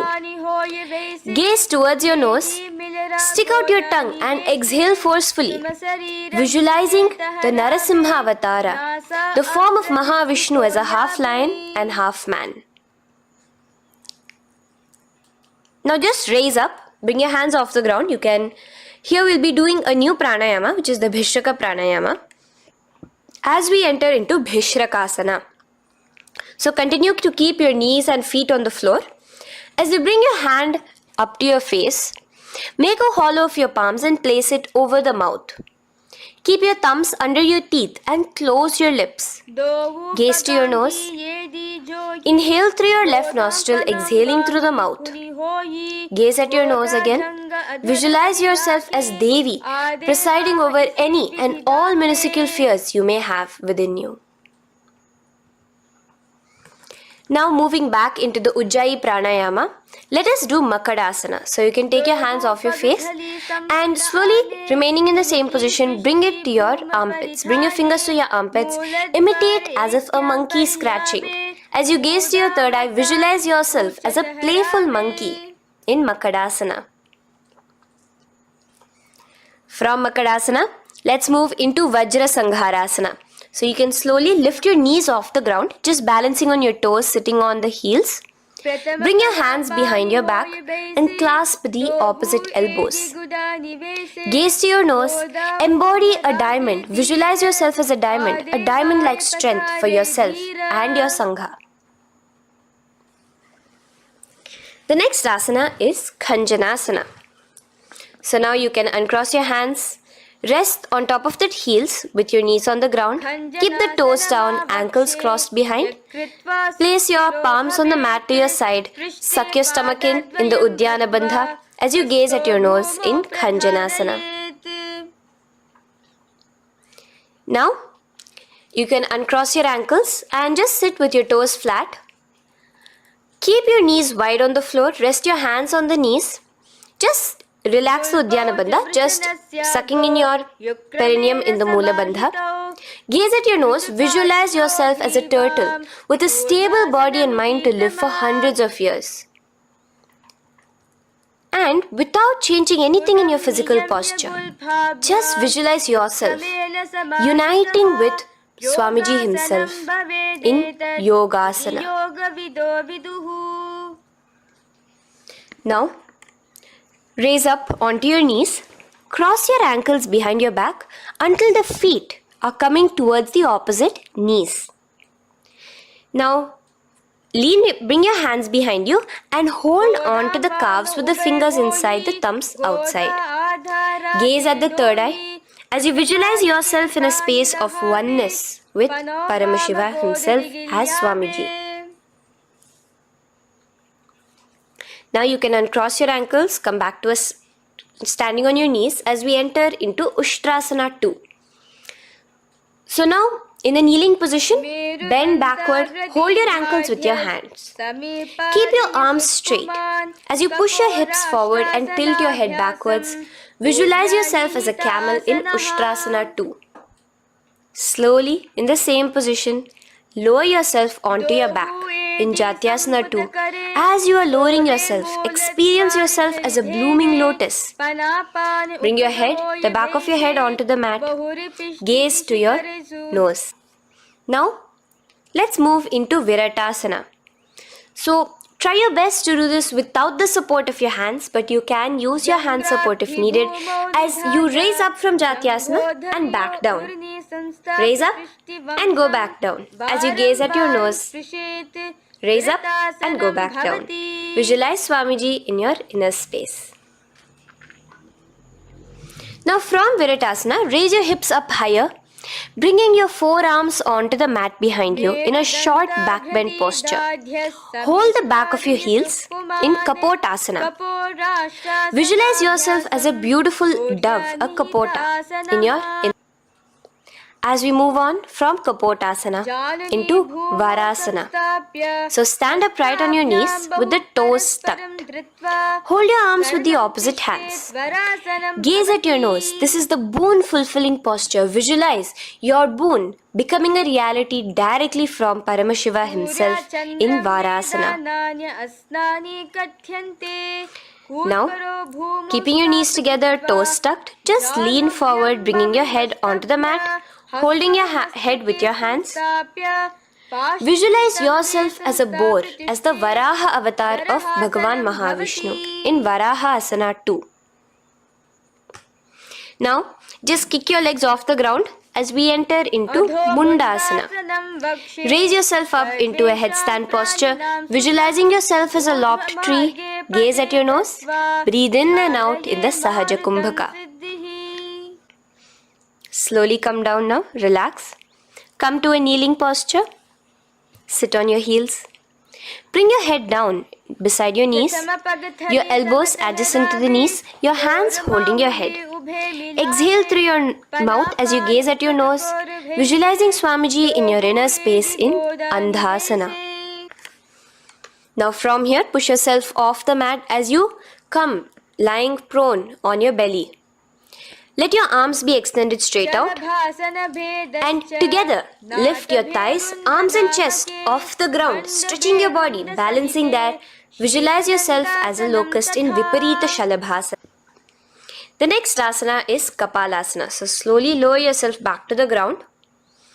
Now laying on your belly, bring your arms to your side, palms downwards.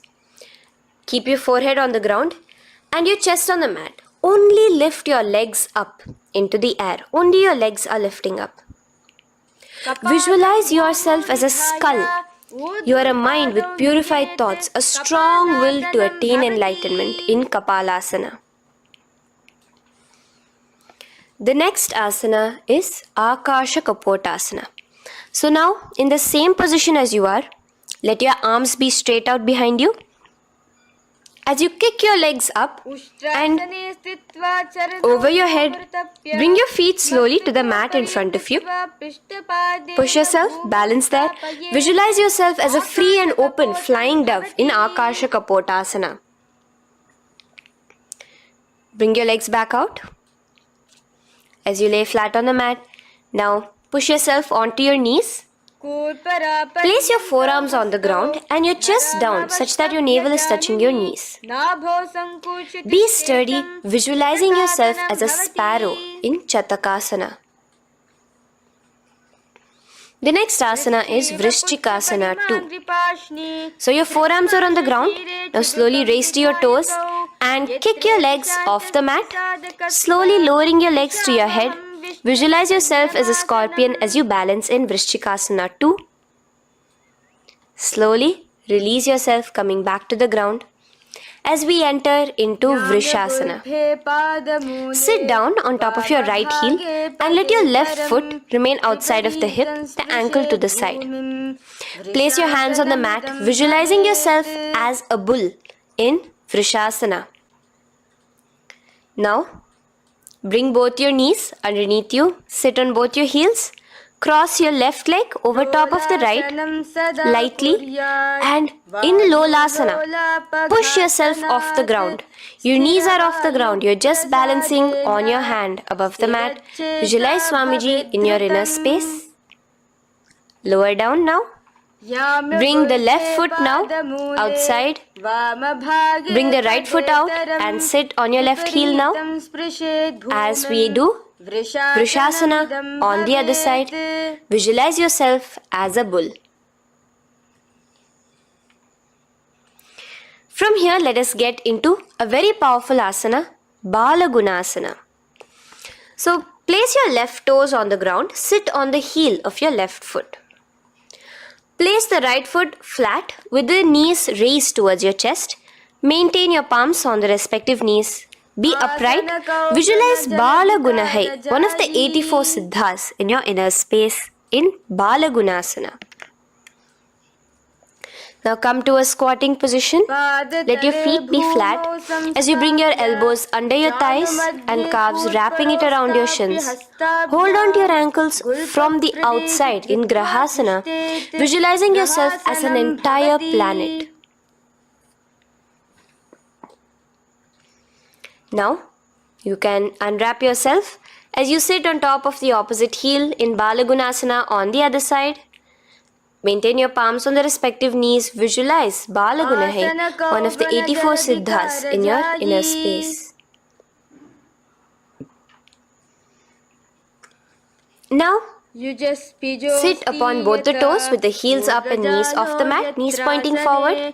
Now, keep your hands downwards on the respective knees.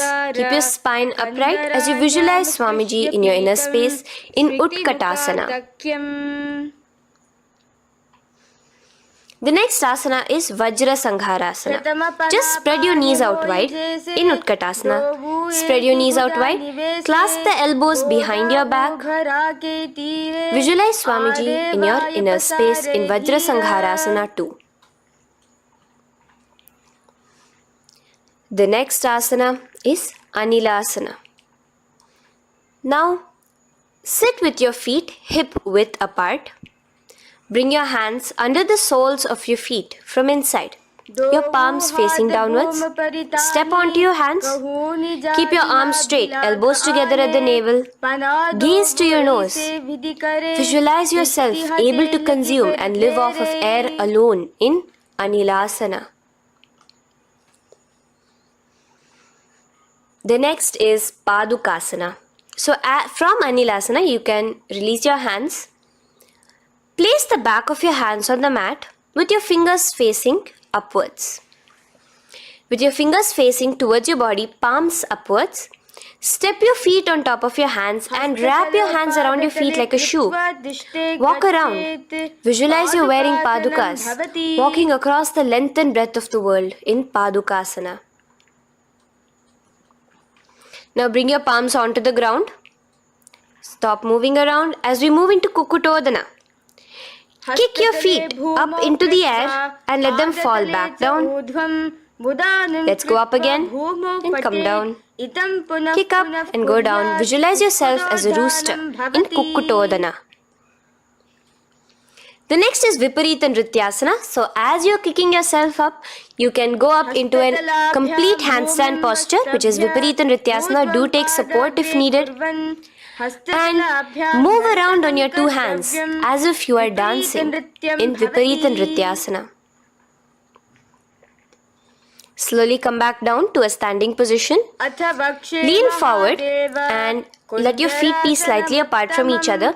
Bring one palm down on the mat with the arms straight. Bring the opposite hand to your head and be stable in Kunjarasana.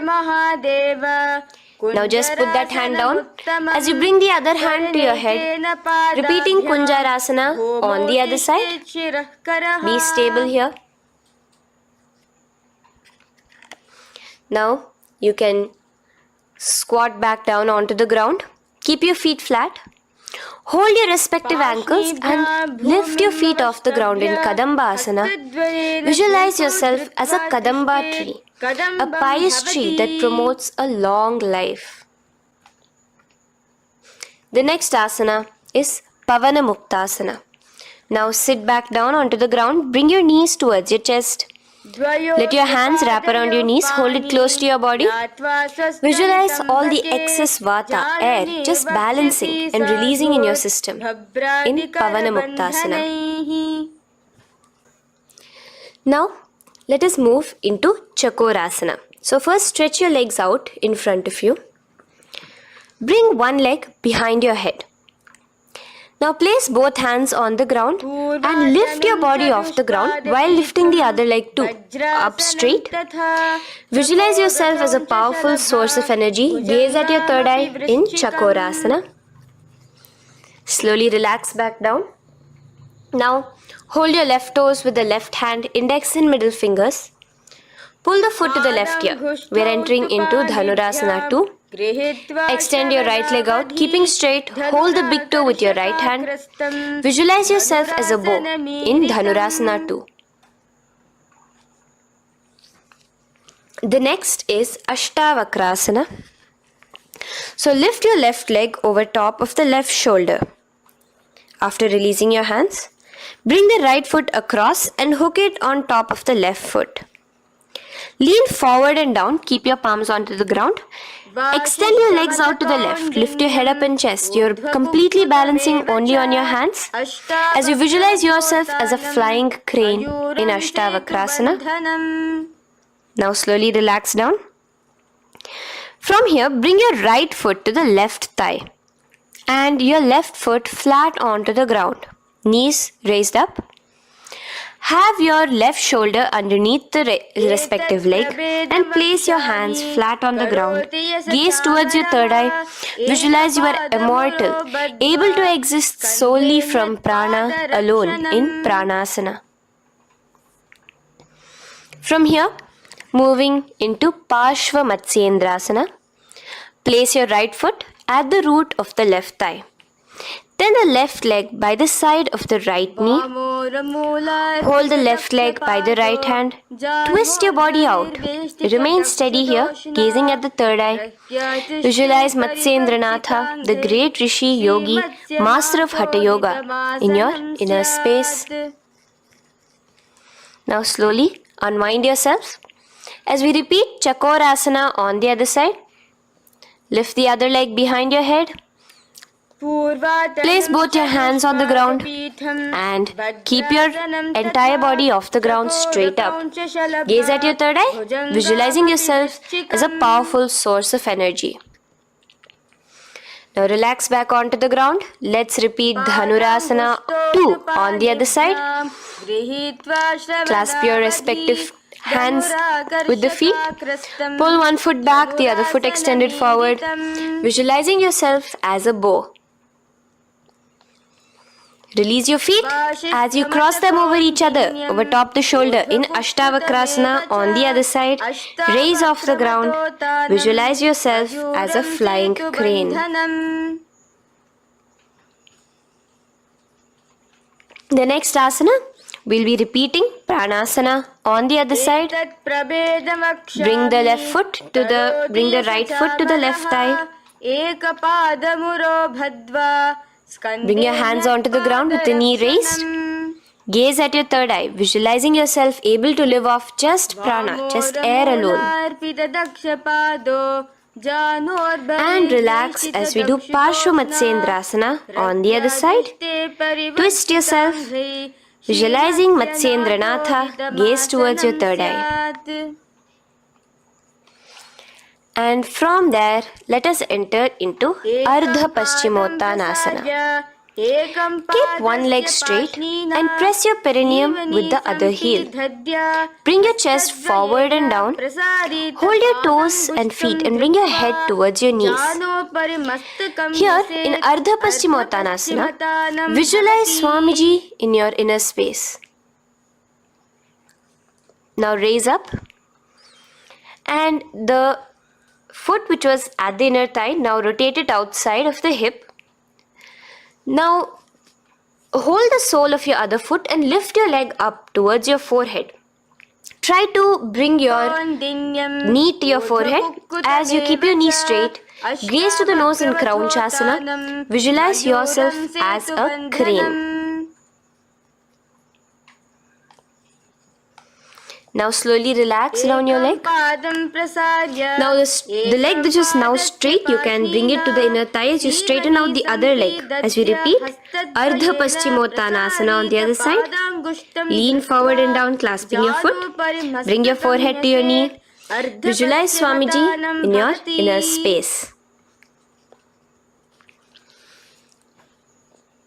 Slowly raise up. Place your right ankle outside of the hip now.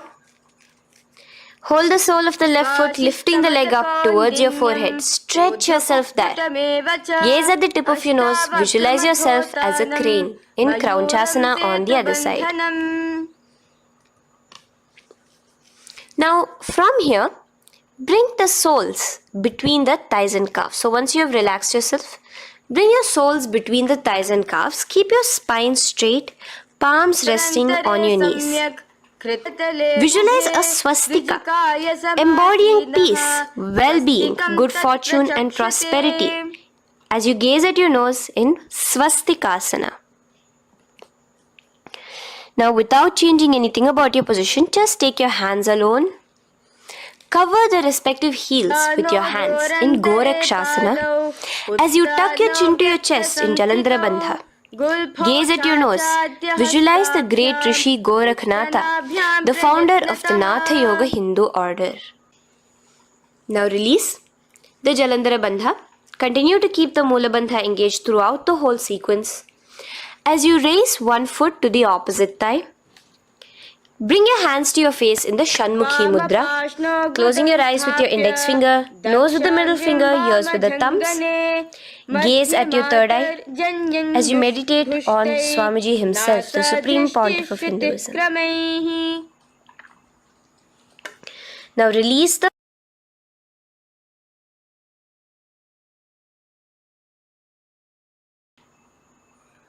Shanmukhi mudra. And in Yogasana 2, bring your legs into the Padmasana position over the opposite thighs.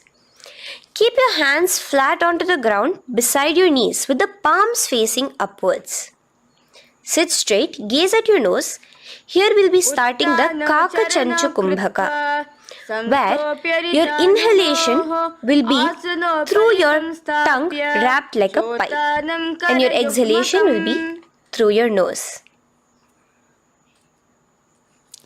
From Yogasana 2, now keeping your palms beside your body, just switch them around to be flat on the ground and push your entire body off the ground, balancing. Visualize yourself as a rooster in Urdhva Kukkutasana.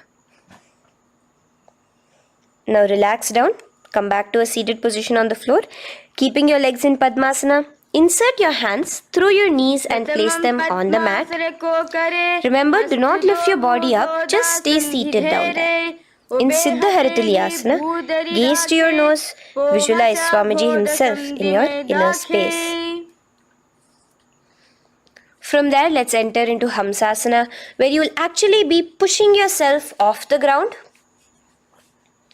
Lift your thighs up high above your shoulder, above your elbows as much as possible. Gaze to your nose, visualizing yourself as an elegant swan in Hamsasana. Now release yourself. Now, do not take your hands out from between your thighs and calves. Just go onto your knees and reach your hands behind your body with your fingers interlaced in the Parashu Mudra. Bring your forehead to the floor as you gaze at your nose. Visualize yourself as Lord Paramashiva's bow in Karmukasana. Now, slowly come back to the seated position as we move into Kurmasana 2. Keeping your hands in between your thighs and calves, bend your elbows and hold your respective shoulders with your hands. Visualize yourself as a turtle, a stable body and mind to live for hundreds of years. Now in the same position, just engage the Jalandhara Bandha, tucking your chin to your chest as we move into Granthi Bhedasana, gazing at your nose. Rejoice, knowing you are in Paramashiva's secret knot posture. And from there, release the Jalandhara Bandha as you roll onto your back. Keep your hands on the shoulders, laying flat on your back.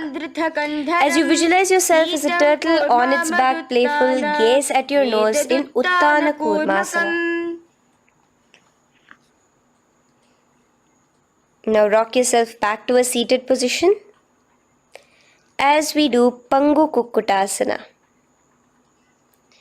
Now it's the same as your hands between your thighs and the calves, except you will be placing one hand flat on the mat. Hold the wrist with the other hand. Lift your body up and holding only on one hand. Visualize yourself as a rooster in Pangu Kukkutasana. Now release back to the ground. Hold. Let's do Pangu Kukkutasana on the other side. Place the other palm flat and bring the other hand holding the wrist. Push yourself off the ground. Visualize yourself as a rooster. Continue the Kakachanchu Kumbhaka, sucking in your breath through your curled tongue and exhaling through your nose. As you slowly extricate your hands from between your thighs and calves, let's do Girdharasana here. So now, interlace your fingers in the Parashamudra as you place your elbows on the feet, remaining your legs in Padmasana. Lean forward and down, resting your chin on your knuckles. Place your thumbs to your throat in Girdharasana. Visualize Swamiji in your inner space. From there now, sit straight into Padmasana 3. So with your legs in Padmasana, bring one hand over the other near your navel center. Engage all the three bandhas, suck in your stomach, clench your perineum, tuck your chin to your chest and gaze at your nose in Padmasana 3. Slowly now, as we move into Padmasana 4, bring your hands to the respective knees. Release the Jalandhara Bandha and release the Uddiyana Bandha, just engaging the Mula Bandha alone. Visualize Paramashiva in your inner space as you gaze at your nose in Padmasana 4. Now we'll be entering into Karmukasana 2. So in the Padmasana position, hook your right hand index and middle finger in the Prana Mudra around the toe. Pull it back while your left hand rests on the knee. Now, as you visualize yourself as Paramashiva's bow, just release your right foot, bring your left hand to the left toe, right toe, and let your right hand be on the right knee. Now from here, let's do Karmukasana 3. So you can release your toes, cross your hands behind your back.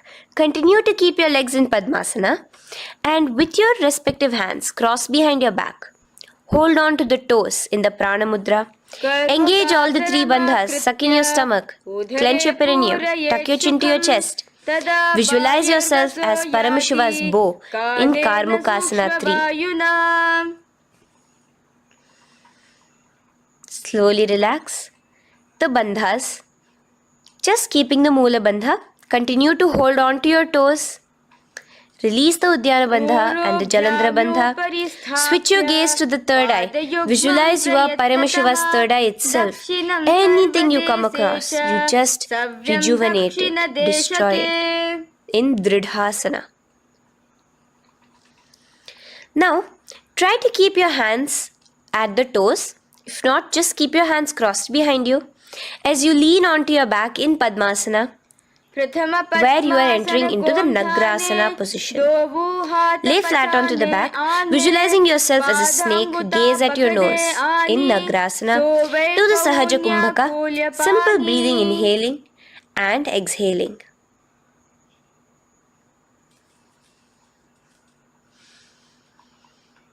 Now bring your knees to your chest. Let your hands wrap around your knees. Slowly uncross your Padmasana and bring your knees to your chest. Bring your hands to the Parashamudra, the fingers interlocked on top of your knees. As you pull your chin up to your knees, visualize yourself as a ball in Kandukasana. Now relax. Bring your feet onto the ground.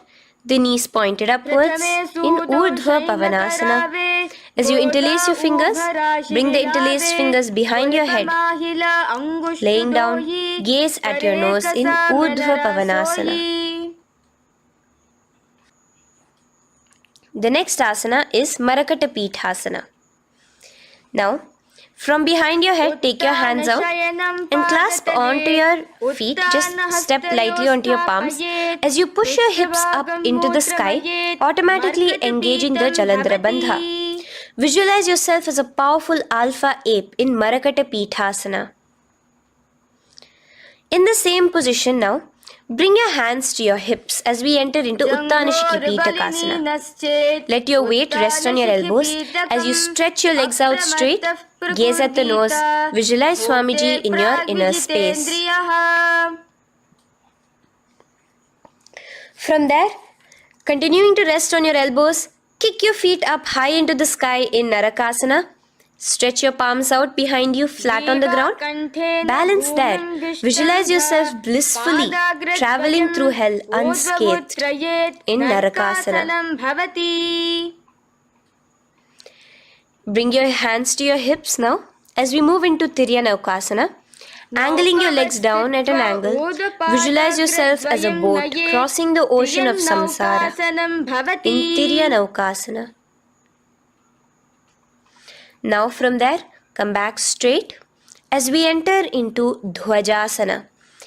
Keep your legs up high above your body, your hands stretched out down behind you. As you push yourself up, visualize where Kailasa's flag respected across all nations in Dhwajasana. Hold there for a few seconds and relax now. Flat onto the ground, palms slightly away from your body. Do not move at all in Mritasana. Your body is dead. Visualize that. Visualize the Supreme Pontiff of Hinduism liberating you. Let your awareness travel to all the parts of your body in the Shakti Chalan Mudra as we do Mritasana.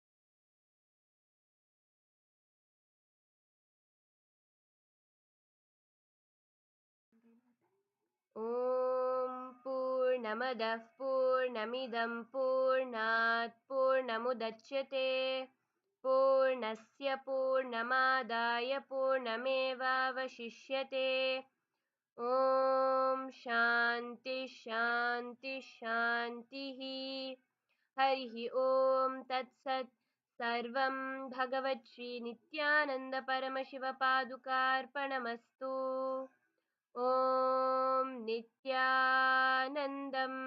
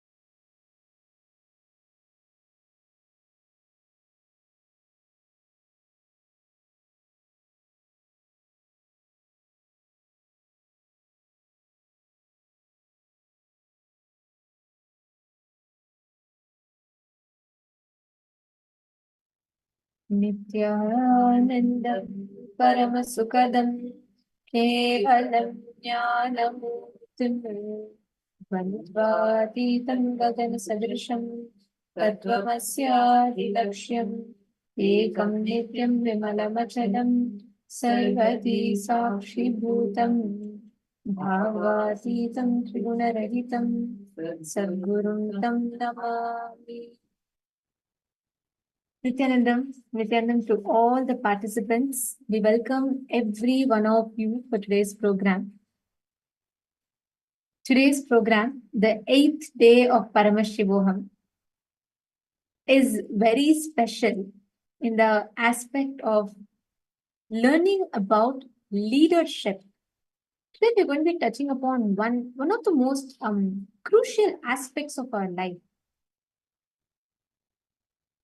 How do we experience what when we say leadership? Right? The moment we utter the word leadership, taking responsibility, there are so many connotations we carry, right? Like many times, most of the times, we are afraid of leadership. It means more responsibility. It means more, you have to stretch yourselves more or whatever, right? There are so many beautiful aspects that Swamiji has revealed of what it means, the science of being a leader. And literally, Swamiji has given us this amazing blessings where each and every one of us, every single day, are learning about the science of how you can give yourself a super conscious breakthrough. Swamiji is bestowing each of us with the powerful cognitions, how you can live this life every single day. Today, we're all going to be learning about how you can be your own boss, how you can reclaim the sovereignty in your life.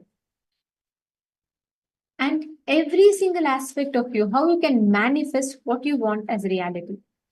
So that is what all of us are going to be learning about now. And let's all get ready.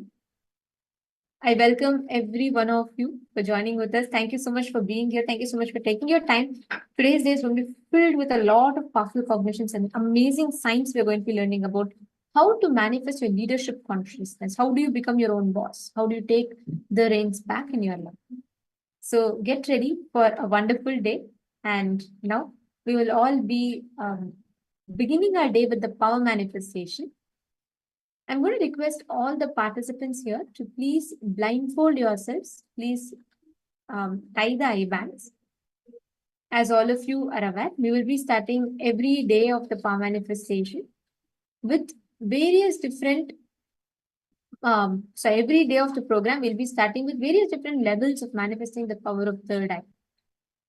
So today, all of us here are going to be manifesting the power, the ability to see and identify detailed images, extremely detailed images with a third eye. So I'm going to request all the participants to please blindfold yourselves.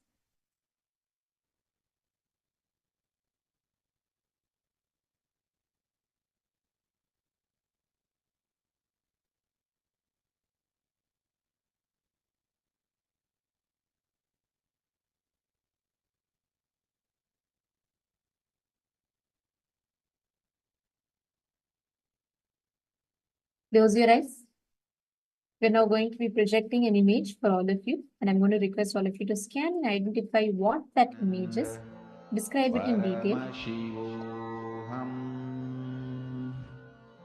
Om Nityananda Paramashivoham Om Nityananda Paramashivoham Om Nityananda Paramashivoham Om Nityananda Paramashivoham Om Nityananda Paramashivoham Om Nityananda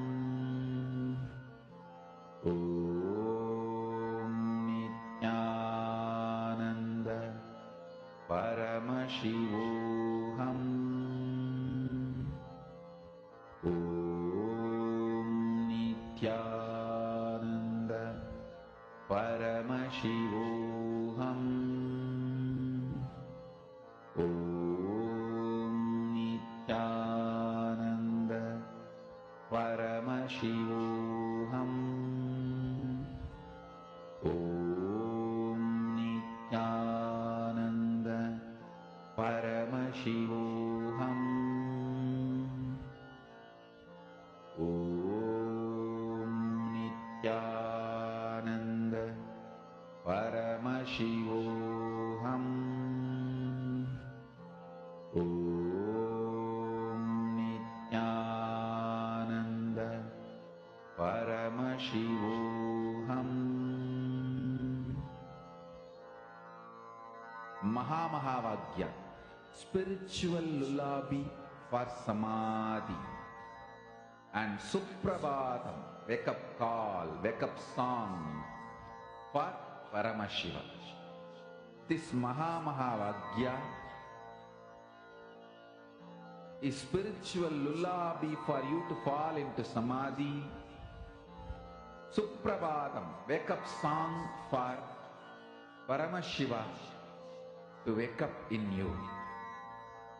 Just remember this one powerful cognition. This Mahamahavagya puts me in samadhi. This is spiritual lullaby for samadhi, and Suprabhatam, wake up song for Paramashiva in me.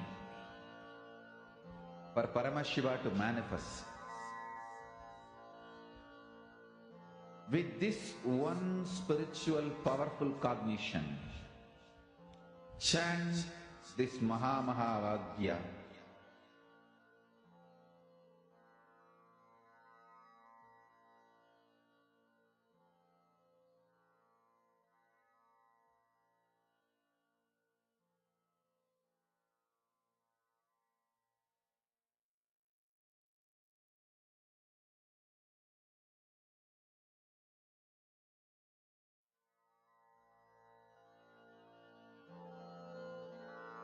Mahamahavagya, spiritual lullaby for samadhi, and Suprabhatam, wake up call, wake up song for Paramashiva.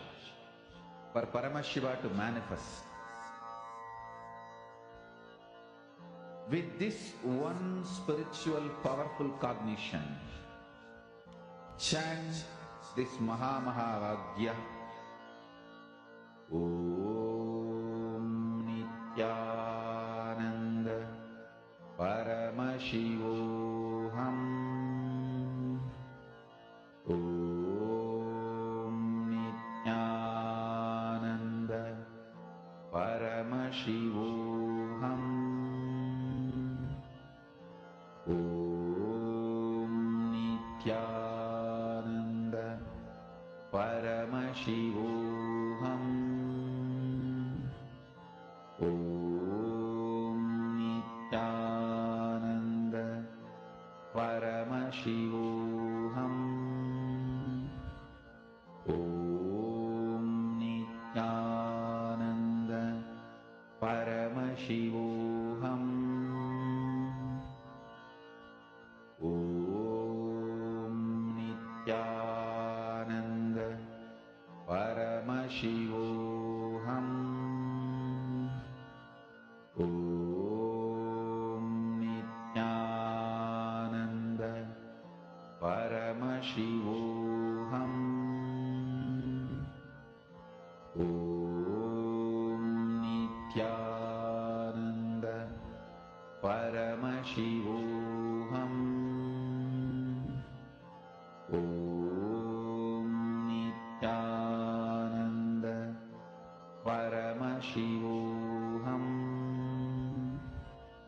Om Nityananda Paramashivoham.